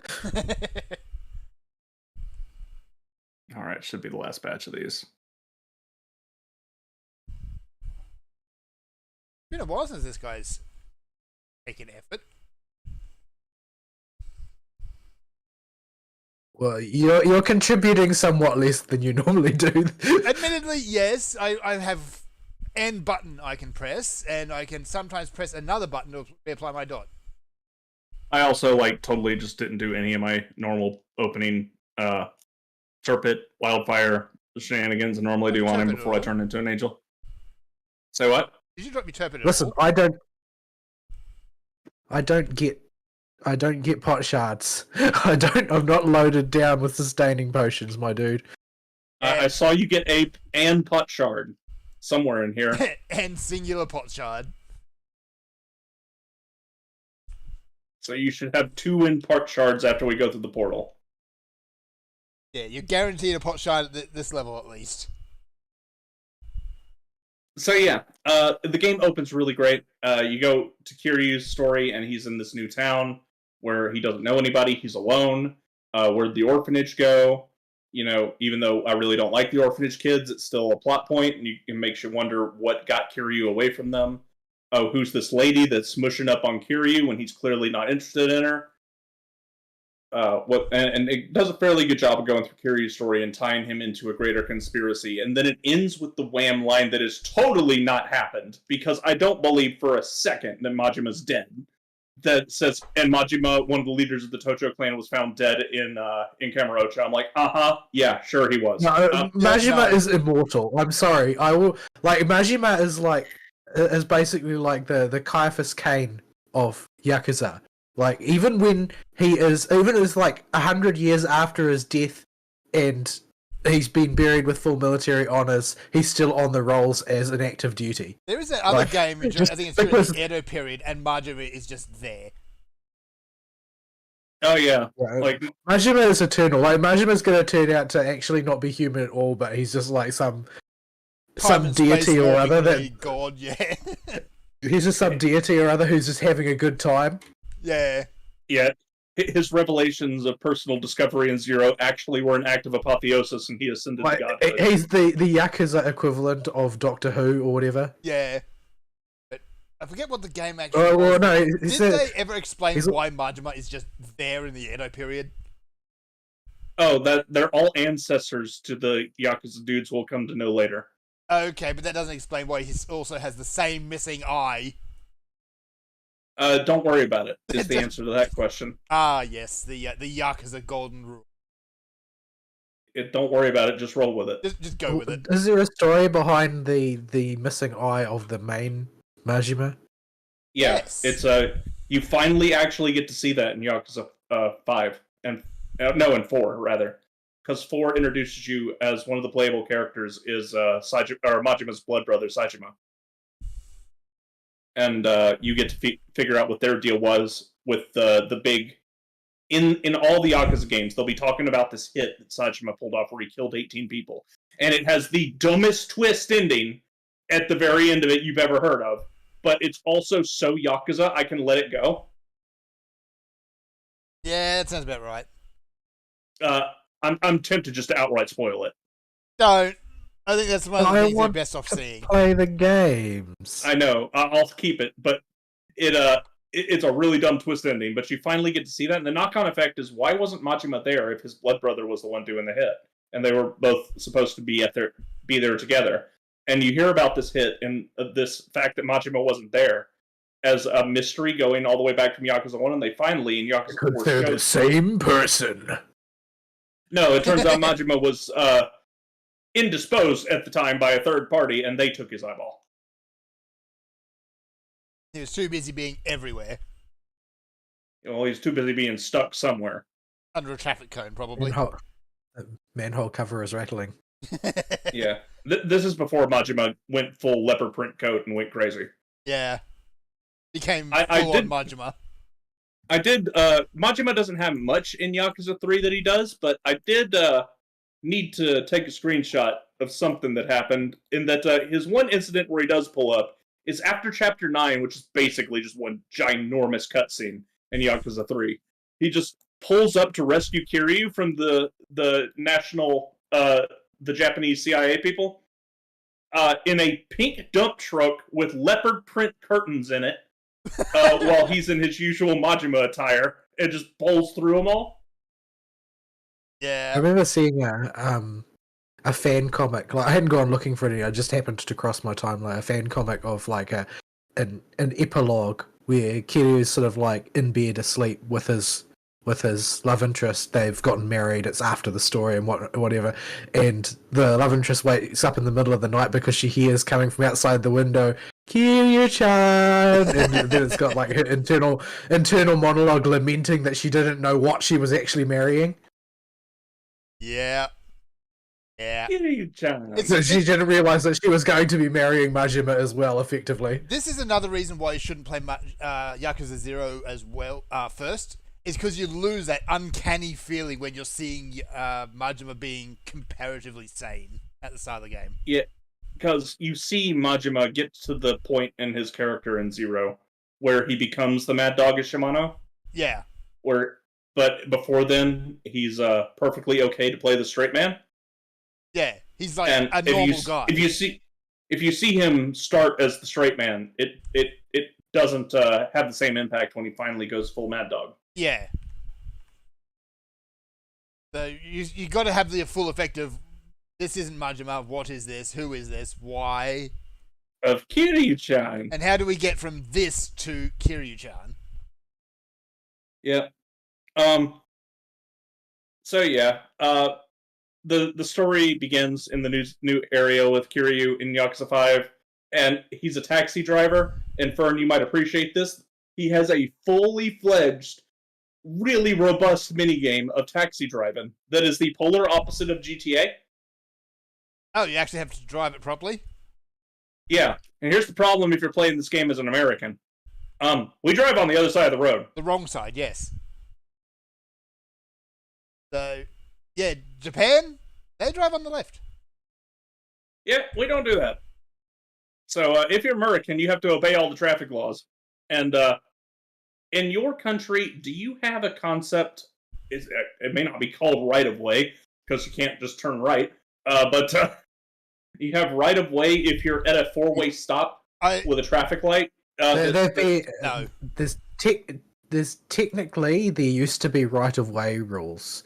However, they have undergone an extended campaign over the past few years to abolish right-of-way as a thing, and promote this idea that nobody has the right-of-way, everybody has the responsibility to take whatever measures necessary to avoid an accident. Yeah, that sounds like a good formula for a car crash. Yeah. But I love how you said that Americans have to obey the road laws, like that's some sort of challenge. Yeah. You people obey the road laws? Yeah, I don't obey the road laws. I don't know what you're talking about. Unless I can see the fuzz, I'm going at least 10 over. Where's my baseline where I start? I obey all the rules at all times, and that is my official statement on the matter. I have never met a taxi driver. I have never taken a taxi where the taxi driver paid any attention to the road rules whatsoever.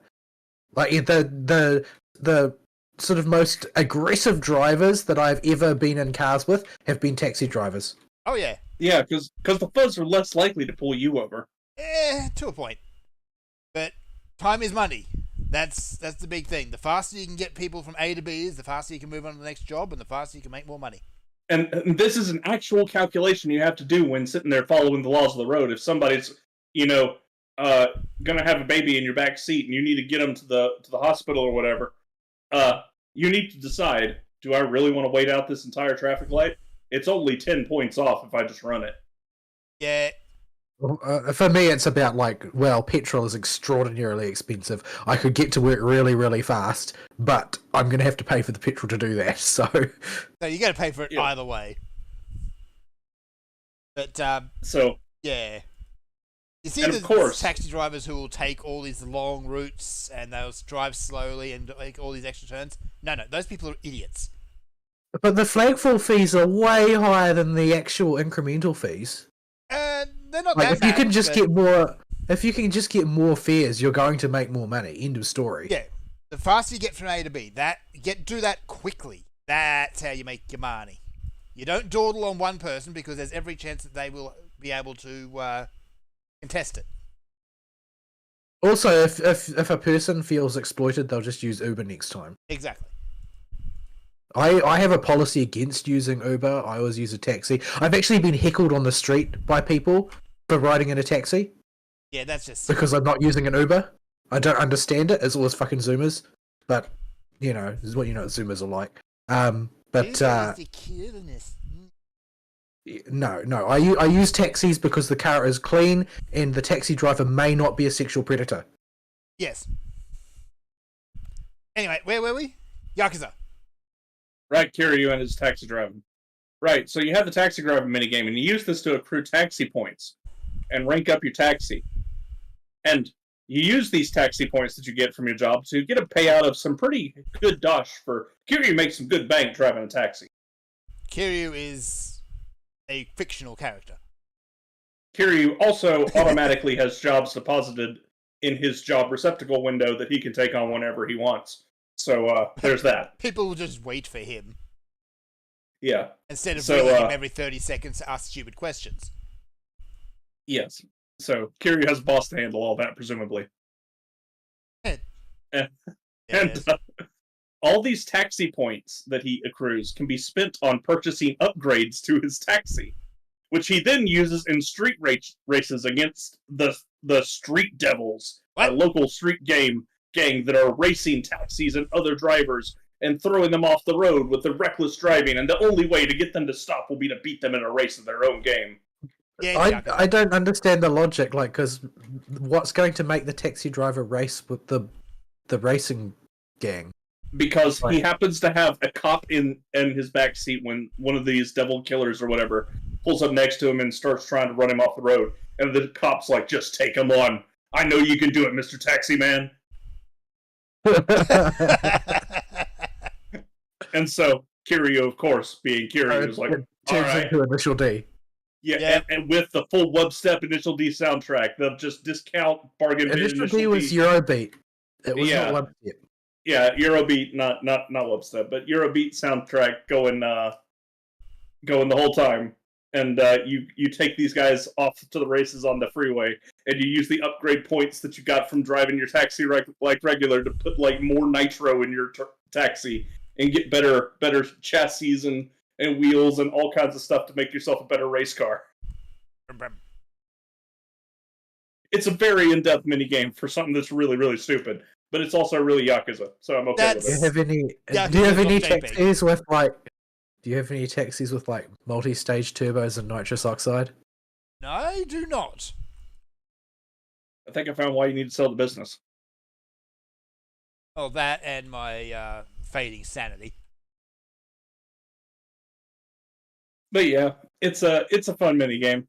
I like it a lot. Kiryu's story is interesting enough. It's mostly there as setup, and the next bit follows on back in prison with Saejima again. There's nothing really interesting to talk about with Saejima's story. It's just another city. But for some reason, he gets stuck in the mountains doing Bear Grylls crap for a while. Why not? See. And his minigame is just... I already own Yakuza 0. I own Yakuza 0 and Like a Dragon. So there's no way for me to not double purchase 0 if I want this at a reasonable price. I think we got you... Yeah, I think we gave you 0 for Christmas a few years back. I don't have any of the others, so if I buy it, it's cheaper to buy the package, but you can literally buy Kiwami 1, Kiwami 2, 3, 4, 5, 6, and 0 for 52.5 New Zealand dollars. And I think the Kiwamis are on Game Pass too. Let me look, actually. I'm not going to use Game Pass. Yeah, if you're not already on Game Pass, it's yeah. But yeah. I don't have time to play 7 Yakuza games. 8 Yakuza games. Yeah, they have 0, Like a Dragon, Kiwami 2. You can pay for like in here. I'm not even planning to try and win at Mahjong. 3. Hang on. This is all this other shit in here. I don't want this. For 3 and 4 at least, I strongly recommend just doing the main story. Okay, who designed this system? Good grief. Hang on. Probably Sega and Bamco. No, this is a Microsoft one. There we go. Now I can filter it down to just game content. 3, 4, 6, 10, 5. They're all in different orders. Ishin was the one which is and Majima is here. Man Who So Knows His Name. It's all here. Do the original ones like Kiwami 1, Kiwami 2, do they hold up in terms of structure and storytelling?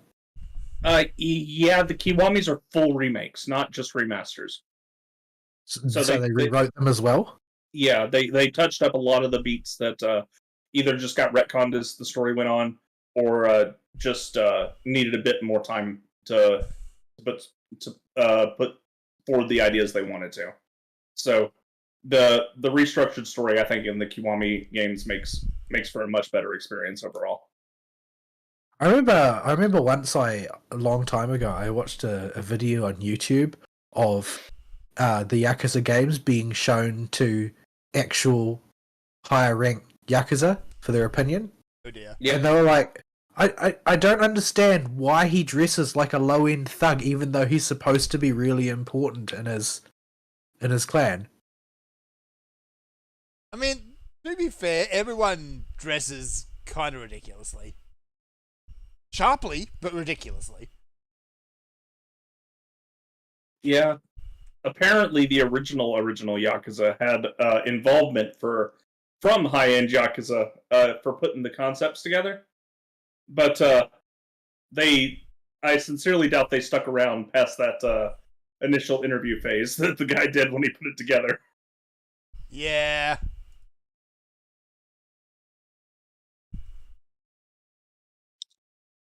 So yeah, I do recommend going through the Yakuza in your own time. It's taken me years to get through to this point in starts and stops. There is a lot of content there. You are going to hit a wall when you go from Kiwami 2 to 3. Yeah. Like it's no longer a remake; it's just a remaster at that point. Yeah, and 3 needs some help. 3 needs help. Yeah, you're gonna hit that wall. I definitely recommend you blitz the story. It'll take you 15 to 20 hours if you just do main story and don't faff around. Yeah. And yeah, it's a mess.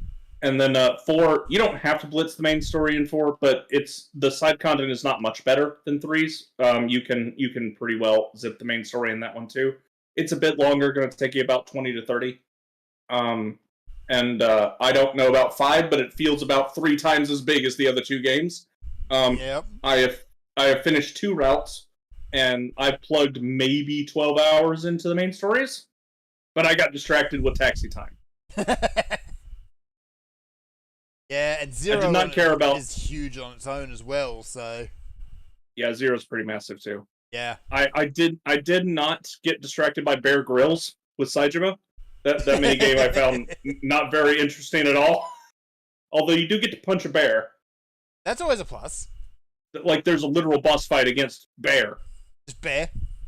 Yeah, just Bear. This is held up as one of Yakuza's peak most ridiculous moments, but I'm like, in 2, Kiryu punched a tiger. He did punch a tiger. In 3, an old man literally grabbed a bull by the horns and suplexed it as part of the main storyline. Like, we're saying Saejima going toe-to-toe with a bear is ridiculous. Saejima at least has the right frame for it. Yeah. Like, the dude is a gorilla of a man. This is why I just love Yakuza. It always goes to that extra yard just to make things really silly, ridiculous. And then, and it's all played for drama, by the way. Every bit of this. None of this is in story silly. It just kind of works out that way. And then you got the next wall after Yakuza 3. And this is where I'm stuck. And I've been very, very slowly chewing through. Now, I did have a work pile-on right about when I got to this point. So there is that. I could not just keep my afterburners going and keep that momentum going when work just decided to say no, real life says no. Yeah. But that is for half of a chapter or half of a section of the story, because it's divided into parts based on the main on the playable characters. Half of part 3, chapters 1 and 2 out of the 5 that are there, you play as Haruka. Now, Haruka's the little girl that follows Kiryu around everywhere after Yakuza 1. she has decided she's going to go into the idol industry. Oh no. And instead of street fights, she has dance battles. I see. And you have to play a rhythm minigame that is ripped straight out of the Project Diva games. Because why not? And you have to sit there and get her dancing stats up so that you can run your fever time longer and get a higher score and beat your competition. And sit through all this little idol drama that has nothing to do with this really interesting overarching crime drama and the disappearance of Daigo at the start of the game. We But interrupt does your. she become a top idol in the end? I don't know. I'm stuck. I haven't got that far yet. Till she starts committing war crimes, she can never be top idol. So we go from this really in-depth, okay, what happened to Majima? We know he's actually alive, but what's his deal? Daigo's disappeared. What was his game plan? Because it's looking like more and more like he wasn't kidnapped and he disappeared on his own and yada yada yada. Okay, we want to figure out all what's happening with all that. We're going pretty good on the pacing. Let's put all that on the back burner and go play Idle Land for a little bit. I don't know, I'm kind of down with Idle Land. I mean, yeah, but not when you're getting really invested in what these street thugs are doing. Yeah, like we had just got really rolling, and we didn't need to take a break here. The pacing was really good. And then we're just gonna put the brakes on all that. But do you really want to pass up the chance that you might get to have a dance battle against Majima in an idol outfit? Oh, you know it's gonna happen. It's gonna happen. Oh, Kiryu-chan. Okay, that's the other thing about Haruka's story so far. There are a remarkable amount of trannies in her story. I mean, I see. idol industry, I guess. That are her instructors. Because every character has masters they can go to learn how to fight better. Like, Saejima finds this old man in the mountains who can channel the spirits of the mountain gods and levitate and teleport and throw fireballs and all kinds of stuff. And this teaches him how to grapple better, because he's the grappling character. Because somehow. And Kiryu finds the grandson of Kamaki, the instructor he's had since the first game, out in this town in the middle of nowhere in an old abandoned field. And they punch each other real good, and he remembers how to tiger drop. Like, Haruka finds a tranny under a bridge. I mean, that's... She might actually have Ichiban beat there where he goes to the Hobo Sensei. Oh, I mean, Hobo Sensei was Sajima's master in the last game. Yeah. The fact that Ichiban's fights are happening entirely within his own head doesn't help. Yeah. Yeah, Ichiban kind of breaks a lot of, well, basically everything. The Bat of Destiny with Ichiban.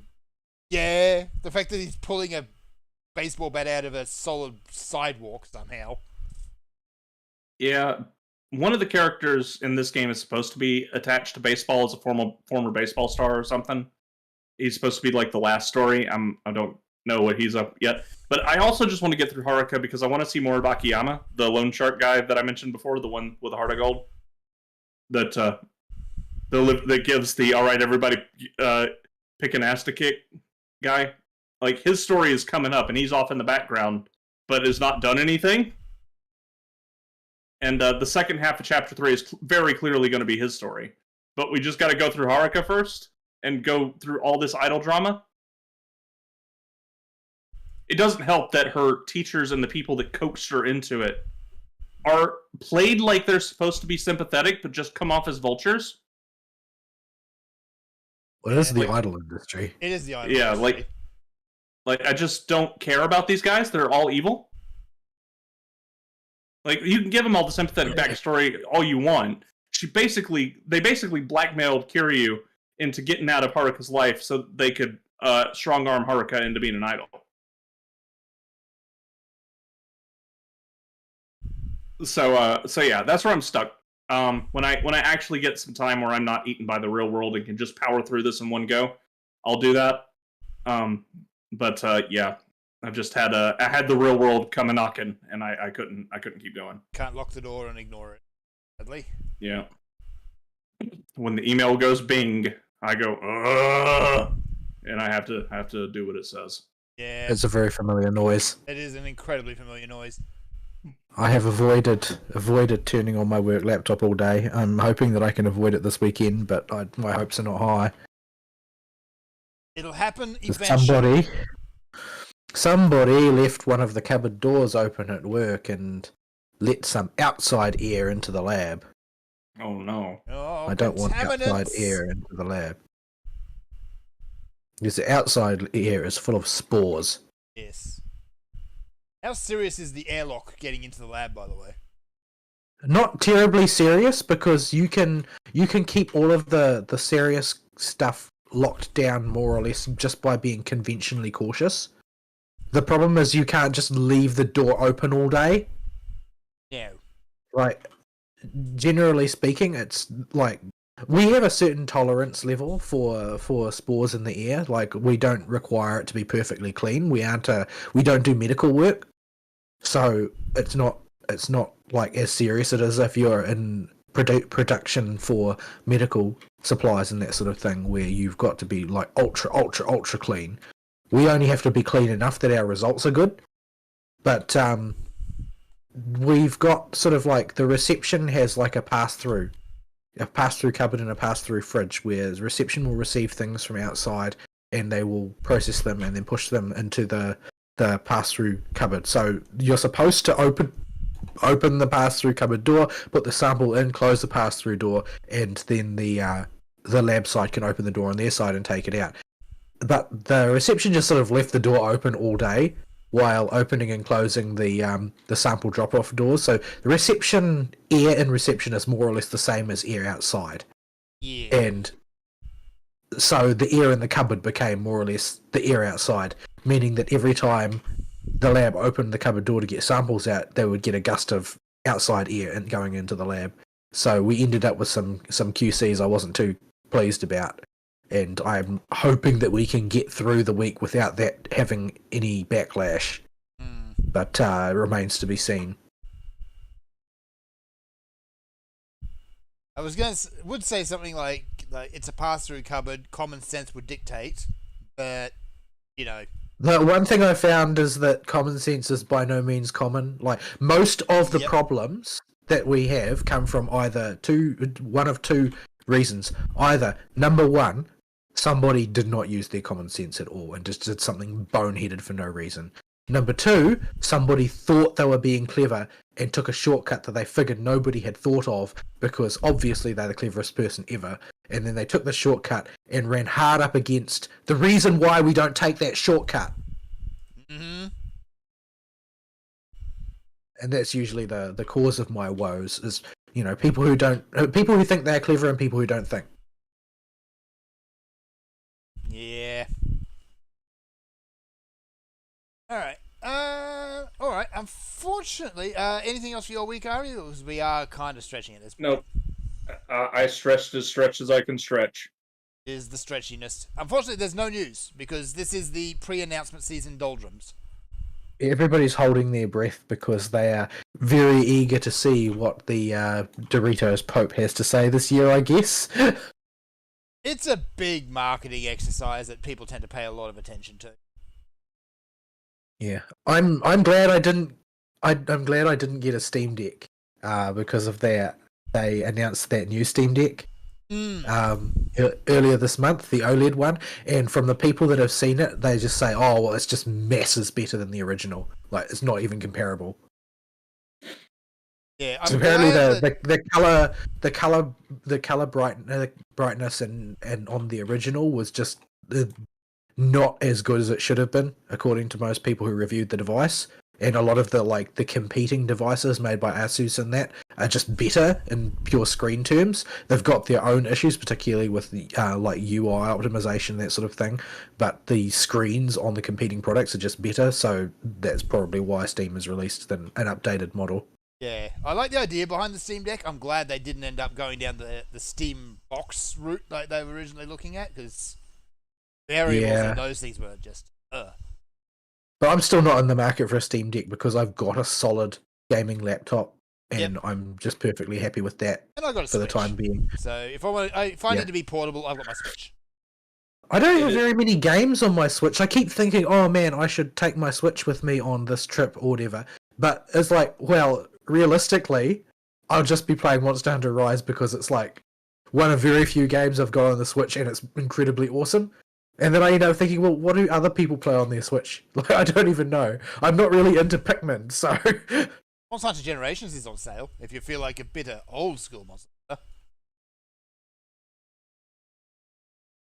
Yeah. It's the old school Monster Hunter with just about everything in it too. So get Generations. I don't know.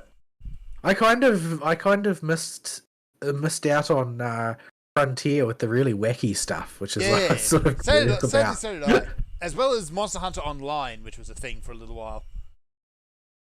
Yeah, I can see that being full of issues, though. Oh yeah, it had shoes. Yeah. But yeah, the idea of an OLED Steam Deck is more appealing to me, but not appealing enough that I would want to splurge on another device. I don't have enough time to spend gaming as it is, and I've already got a gaming laptop, which is just supposed to double as my travel computer anyway. Yeah. But, and I've hardly used it as well. Like, it's going to be a bit of a wrench when I actually start using it when I visit my parents, because it's not going to be as like the computer that is your daily driver is sort of like the seat that you sit in every day and that's got a groove that exactly fits your butt, and the travel laptop is not going to be as comfy. It's going to take me a while to get it to be the way I want, I think. Yeah. The Steam Deck I have was it is the anti-Florida device. Anti-Florida device. It's to make the Florida go away when you have to be physically located in Florida. Yeah, pretty much. Yeah. But yeah, I haven't seen any news all week that I thought was at all worth commenting on. Like, we got the usual things, like here's a couple of little things, here's Wizards of the Coast trying to scuttle their own business again. You know, the usual. The usual. Yeah, there's the usual stuff going on at Blizzard as well, where they are just like ruining every opportunity they've got to rally. But yeah, I haven't seen anything that's really, attention grabbing, and people are probably deliberately avoiding going too loud on those things right now because they'll just get their lunch stolen by the Doritos Pope. But I did see a bit of chatter about some documentary with Gabe Newell. Oh, that would be interesting. I don't know much. The Half-Life 20-year anniversary one? I don't know. I don't know what it's about. I just saw a lot of people discussing it. I watched it on YouTube in the background. It was okay, but it didn't have anything. It didn't have anything that jumped out to me. They didn't announce Half-Life 3. I think the bar for people to get excited about things seems to be currently extremely low. I think everyone's kind of starved for something new at this point, and we keep getting promised it, but never actually delivered it. Well, do we keep getting promised? Well, I think people should probably be less focused on consume product. Yeah. I think that's probably the bigger issue there. Yeah. Like, we get a lot of games that have an interesting premise, and then when you get them, they're like just the same old tat, or it's full of microtransactions, or it's cancelled, or, whatever. Well, the bigger problem is it's not done. Usually it's not done, like Starfield as well as the other extreme where we get it. I kind of forgot we got it. Like, Starfield's like the only one of that caliber I can think of that's just come out and been like, oh, okay. A complete non-event, yeah. That was a video game. It is one of the games of all time. Yeah, like, you have that. Usually it's the game comes out and the game ain't done. Yeah, or it's just shit. Or they overpromised and didn't deliver. I think that it's more that most things that come out are just kind of underwhelming because people are looking for a bigger dopamine hit than the industry is currently able to supply. And one of the Baldur's Gate 3 avoided it, but everything else more or less in recent few months has been pretty much a damp squib. Like I hear that the new Modern Warfare has just been a commercial disaster. It got no traction. Like, I mean, I'm sure they made a lot of money Yeah, but in a strict sense, no but one's talking about it. yeah, like nobody seems to really care. And if nobody cares, then those microtransactions that they're counting on are not going to be coming. Yeah, it's just it exists, I guess. Hey. Yeah. I got no Time Worn artifacts. You got none? How rude. I got the one, just the one. But I'll take what I can get. All right. In that case, we should do a quick talk about Rantathon. What are we going to talk about? I didn't know we were going to talk about Rantathon. The date. Oh, the date. The Yes. date. Right. We have the document up. We finalized. Well, we as best we can finalize the date. And let's see what we got. I got to pull it back up because this is why I wrote it down. We the 11th, I believe it was. Yeah, the weekend of the 10th. Yes. So Yeah, we moved it forward a little bit because I'm going to be traveling on the date that we would normally put it on. And I can't really move my travel dates because it's very, very hard for me to get time away. yeah. I'm sure everyone knows what it's like. Have you already got your flight tickets booked, by the way? Yeah. So I they're decided that hard. I was going to lock it in and refuse to hear anybody telling me I should change anything. Yeah, that's very cool. Because otherwise I was never going to get a holiday. I haven't seen anybody in my family in 3 years. Yeah, you need to go do that. Like, as a matter of priority. But They need to know that you're still alive. just be glad you don't have haven't been killed. Qantas. Ugh, Qantas. Qantas. You know, I travelled on Qantas a couple times when I was younger, and they seemed to be a really good airline back then. That was like in the 90s, though. Like, their flight service is acceptable these days, but their customer service, when things go wrong, forget it. Yeah, with our local airline, like actually getting customer service is extremely difficult. But the people that once you manage to navigate your way to an actual human being, they tend to be quite helpful. Yeah. The problem is actually finding a human being at the end of that chain of robots. Follow the rainbow, and hopefully you'll eventually get there. I'm convinced the chain of robots exists just to get you to hang up the phone and give up. In some cases, that's Almost exactly certainly. why it exists. Like, Yeah, they it's just gotta not- know those robots don't actually help a single soul. It's designed to filter people who really are just ringing up to whinge in the hope that they just will give up early. And I mean, I can't say I fault them on the logic because I do the same thing. Like, if people want me to do something, they're not going to get action very quickly if they rely on a machine to do it for them. Yeah, Like, you I will usually force people to actually go to some effort to contact me if they want me to do something. you can tell which services are there on the robo service as a convenience and which ones are there as a hindrance. Like, you can do a lot of things like book an appointment or pay a bill or something like that, with usually within 1 or 2 button presses on those. But Yeah, I remember yeah, it can be very, very hard to get what you actually want out of them, because normally what you actually want is to talk to a human being who you can ask something specific of. yes. And So those you are the ones that basically want have fill- to robocall your way to something way too complicated for them to fob off on an automatic button press. Yes. Or somehow you just manage to annoy the robot so it fobs you off on a real person. Just Yeah, I remember the one time that's most memorable to me is that my brother and I knew that our parents were travelling from New Zealand to Australia. My brother's in Australia and I'm in New Zealand, and my parents disappeared off the map. Uh-oh. Nobody could contact them and nobody knew where they were, and they hadn't appeared at the time that they were expected to arrive. And so my brother and I both basically attacked the phone services trying to work out what had happened, and eventually I was the one who managed to get through, and I found out that there had just been a delay and my parents were not able to notify anybody, and that it had been like a sizable delay. Like, not big enough for them to make emergency arrangements like a day, but it'd been like 6 hours or something. So yeah, they were incredibly resistant to being helpful to me. Incredibly resistant. So yeah, it was extremely frustrating. And every time I tried calling some number or another, I'd have to navigate these phone trees and then go on hold for an hour. Yeah, that sounds about right. Yeah. We tangented again. Well, what else are we going to do? Yeah, fair point. But yeah, getting back on topic, yeah.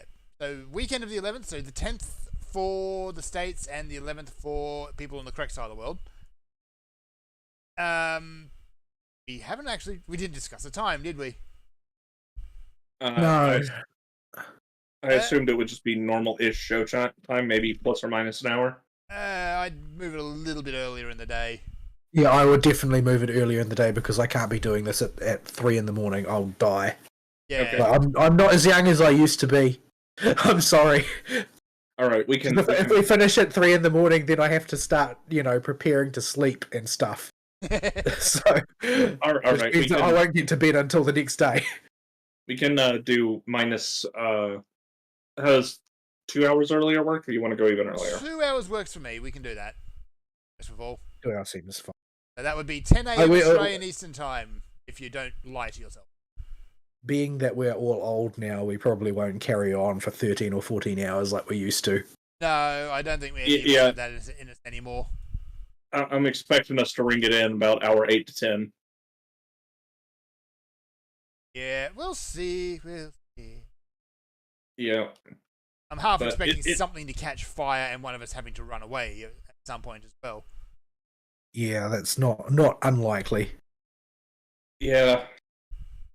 Don't you love the real world and how it gets in the way of all your plans? Yeah. All right. Man, I just wanted to play my Yakuza video games. Why the real world gotta come knocking? Yeah, I'm constantly in this position where I'm vacillating on whether or not I regret becoming the manager. Because when you're the manager, you have to manage people, and everything is your responsibility. Was this a good idea or not? And then I was like, the only thing worse than having to be the manager is not being the manager and having a terrible manager. And so I had to make that decision ultimately. Like, if I didn't do it, somebody might have come along and did it wrong. Yeah. It's sort of like you remember in Mass Effect 3 where you have the option to, but you don't necessarily have to, but you leave Mordin behind. Yep. And he's like, Mordin is best character. And he's like, had to be me. Someone else might have gotten it wrong. And that's sort of my that's sort of my logic in running the laboratory, is that, like, if I still worked there, I would have had to deal with the consequences of letting somebody else do it, and I just wasn't able to swallow that. But I still wish it wasn't the case, in the sense that it would have been nice to not have the responsibility of dealing with all of the bullshit that comes out of that. Yeah. Especially since I have no ambition to become a professional administrator, so it's pretty questionable how much this even helps my CV. Yeah, but I don't know. Maybe it does. Yeah. The thing is, I'm not much of a move around person. Like, it's an eternal source of frustration for me, the number of people that I employ who already have their resignation letter written by the time they sign the contract, and they just, like, they come in and disappear in the matter of months. And it's like, well, I can't imagine being that person. I can't imagine, like, all of these restless Zoomers that relocate across the country or into another country every like 8 or 9 months. Like, that sort of instability is not something that I can imagine living day in, day out, where you're constantly uprooting your life and moving somewhere else. Yeah. Like, I would have been quite happy if I had gotten married when I was younger. I would have already put down roots somewhere and then just not wanted to move. Like, the only reason I've got the latitude to move now is because I don't have a kid who is in school or something. but I don't want to move. It's not something that I have an ambition to do, but I've had all of these friends in the past who, like, they, for some reason, really enjoy just moving house and going to another place, like completely destroying their life in one location and building another one somewhere else, just for the novelty. And I don't understand it. It's not in my makeup. Yeah. Alrighty. We are approaching the 3-hour mark. Well, we started late, but we're approaching what would be the 3-hour mark if we started on time. So we should probably look at winding it down. Alright, y'all got anything else to announce for Rantathon before we pack it up? No, I'm hoping that this coming week I'll have be able to carve out some time in the evenings to actually sit down and have a good ponder on the things that I wanted to discuss and cover during the course of Rantathon, because I don't actually have anything into mind going in this time. Normally I've got like a couple of ideas of, I want to have a rant about this and spiel on this for an hour, but I don't really have any ideas right now because I feel like the industry as a whole has gotten unpleasantly blah. Yeah, I'm going to be relying a lot more on our sensational ability to tangent than on previous years, because I just don't have very much. I've got a few written down of media I can retouch on and recommend so far, but that's about it. I'm going to have to really sit down and nail together something to fall back on. I read TB always said that you shouldn't tangent in podcasts because the audience hates that, but I'm fairly sure that the streamer phenomenon has proven him conclusively wrong about that. Yeah. Yeah, I'm pretty sure tangent is like half of Moom's content. Yeah, I think that TB, though, like, he was working from a different era. Like, he was a radio DJ doing a radio show, I think is really the issue. Where you have like a fixed time and a fixed time slot, and that time is going to be no more than an hour and a half ever, sort of thing. And you're going to always keep to those particular rigid constraints, and then you've got to economize your time. You've got no choice about it. But the more freeform thing that has become the mainstream approach now is it doesn't value the time so highly, which I think is a problem in and of itself. But it's a different problem. Yeah, our boundaries for this show are made of silly putty, so they can be stretched and warped into whatever we need them to. Kind of always has been that way. I feel like we've over the course of time we have become sort of like increasingly old people. Though, like all of our topics these days are old people topics. Like, it's basically us grousing about how these young whippersnappers don't know how good they've got it, and they squander what they've got. And things were better in the good old days, though they totally were. Yeah, if it's not that, it's man. Remember when we used to have time? Yeah. Yeah, and we don't even have kids to invest our time in. I suppose the thing with kids is that when you're investing your time in kids, you at least know that it's going to a particular purpose. There's a particular goal, which is to raise not shitheads. And we don't have that drain on our time. However, unfortunately, we don't have that drain on your time. Other things eat your time, and those other things end up being professional obligations that you hate. So, yeah. There are a whole lot of people in very, very tight bodysuits in Gridania right now. Oh my. All right.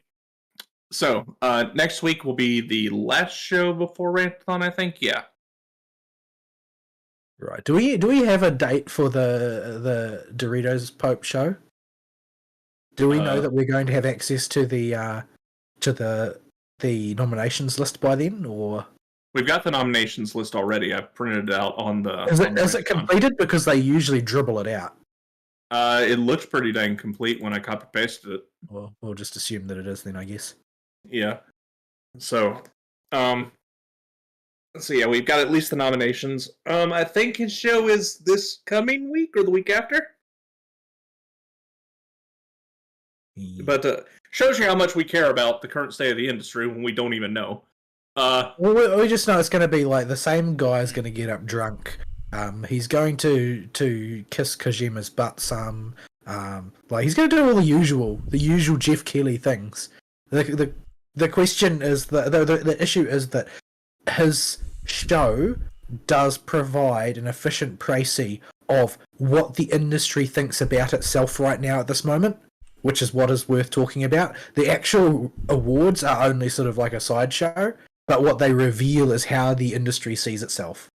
Yeah, the last few years they've been really sniffing their own farts, so we'll see. Yeah, they have delusions that they're something other than they are. That seems to be the general case. So like you are clowns to dance for our entertainment, and you need to understand this. Is my attitude. So yeah, sorry about that. I just had a call from our driver, and one of our more infamous customers has just turned and become a full-on turbo Karen. So does that mean you have to run away now and deal with Turbo Karen? But it is noteworthy that she's managed to get herself banned from every pub in town simultaneously, which is an achievement. Are you going to append your business's name to the list of establishments she's not welcome at? Yes. She basically banned herself before this, so yeah, she can go on the official list, I think. Point. So yeah, gotta love the old Turbo Karens. Anyway, that's just work happening. Shall we start wrapping up? We do have a few things we're planning for Ramscon, but a lot of stuff's kind of up in the air at the moment. Yeah, there are some things. There are some games that I would like for us to dabble in as a group and that sort of thing, and just generally make an embarrassment of ourselves, as is our want. As is our want, and yeah, the Jeff Keighley show is going to take up a good chunk of time. Yep. Yeah. Yeah, I suppose also we now have the option has reopened to work on Mostly Peaceful again, now that I can actually carry on a conversation without going into a fit of coughing, because I went through a series of illnesses one after the other, and they're just starting to clear up now. I'm still having coughing fits and still have a lot of lung issues, but they are not actually crippling my ability to communicate anymore, so... Yeah, we had last time we had planned an MPP, Vol got sick and put all that on hold for a while. So MPP, we will see what we can do with it. Me and Vol haven't sat down and talked about doing an MPP in a while since he got sick, so we'll have to think about how we can nail out the planning for that and what days we could potentially do it and what we would do it on. But next year is an election year for the United States, and we have just had a new government become the incumbents here in New Zealand, and generally speaking, there have been some reshuffles around the world with like Geert Wilders getting a majority of seats, and Milei getting a majority in Argentina, and various other sort of personages. The takeover of El Salvador by Bukele. Like the landscape now looks pretty radically different, politically speaking, in terms of where it could go. The reality, though, is that nothing has changed.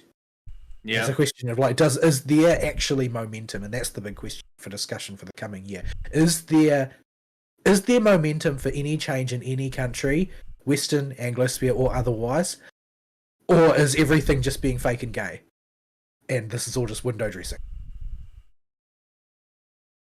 Yep. So we'll look into that, and me and Vol will get back to you once we nail out something.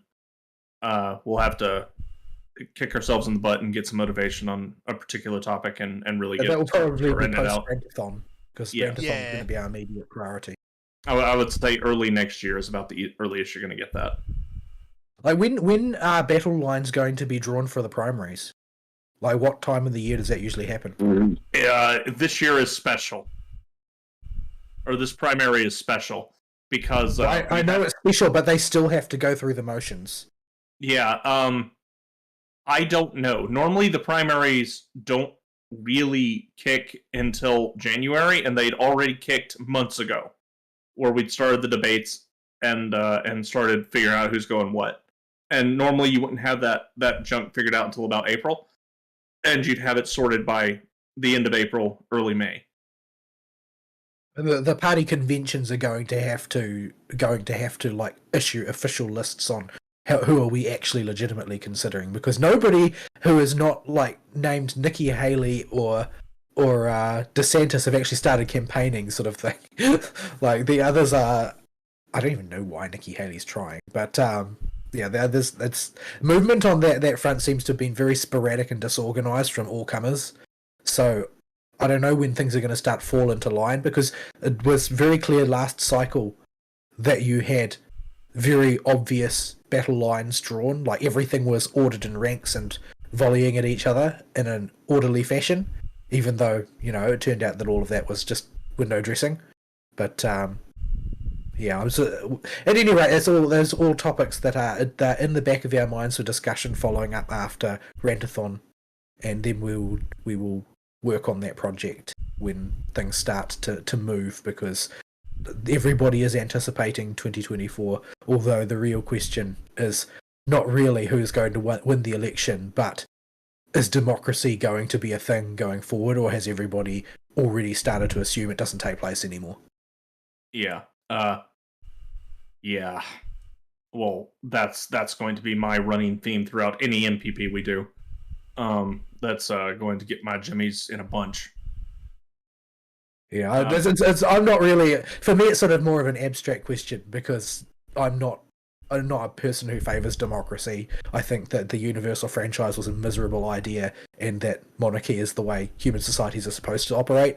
But that's a very much a minority position in the modern world. So yeah, we'll get into all that on the next MPP. I would look to earliest you'll get one is January, maybe early February. You'll probably definitely have one right when the Republican primaries kick off, because I will want to cover those, and we'll be able to break it down by individual people we can make fun of. Who's the first caucus, or vote, or whatever? Isn't there like one that's way earlier? Yeah, than the others? There is, and I'm brain farting on who it is. Starts with an I. Is it Iowa? It's going to be one of those flyover states. Yeah, I forget who it is. They have it in their constitution as part of being ratified as a state that they had to be first. That's very American. Yeah, so that's a thing. So yeah, we'll go over all that as it's coming, and we'll see you next year when we do that. All right, let's go ahead and wrap this show and put a bow on it. Let us do that. All right, folks, we will see you next week. Sayonara, bye-bye.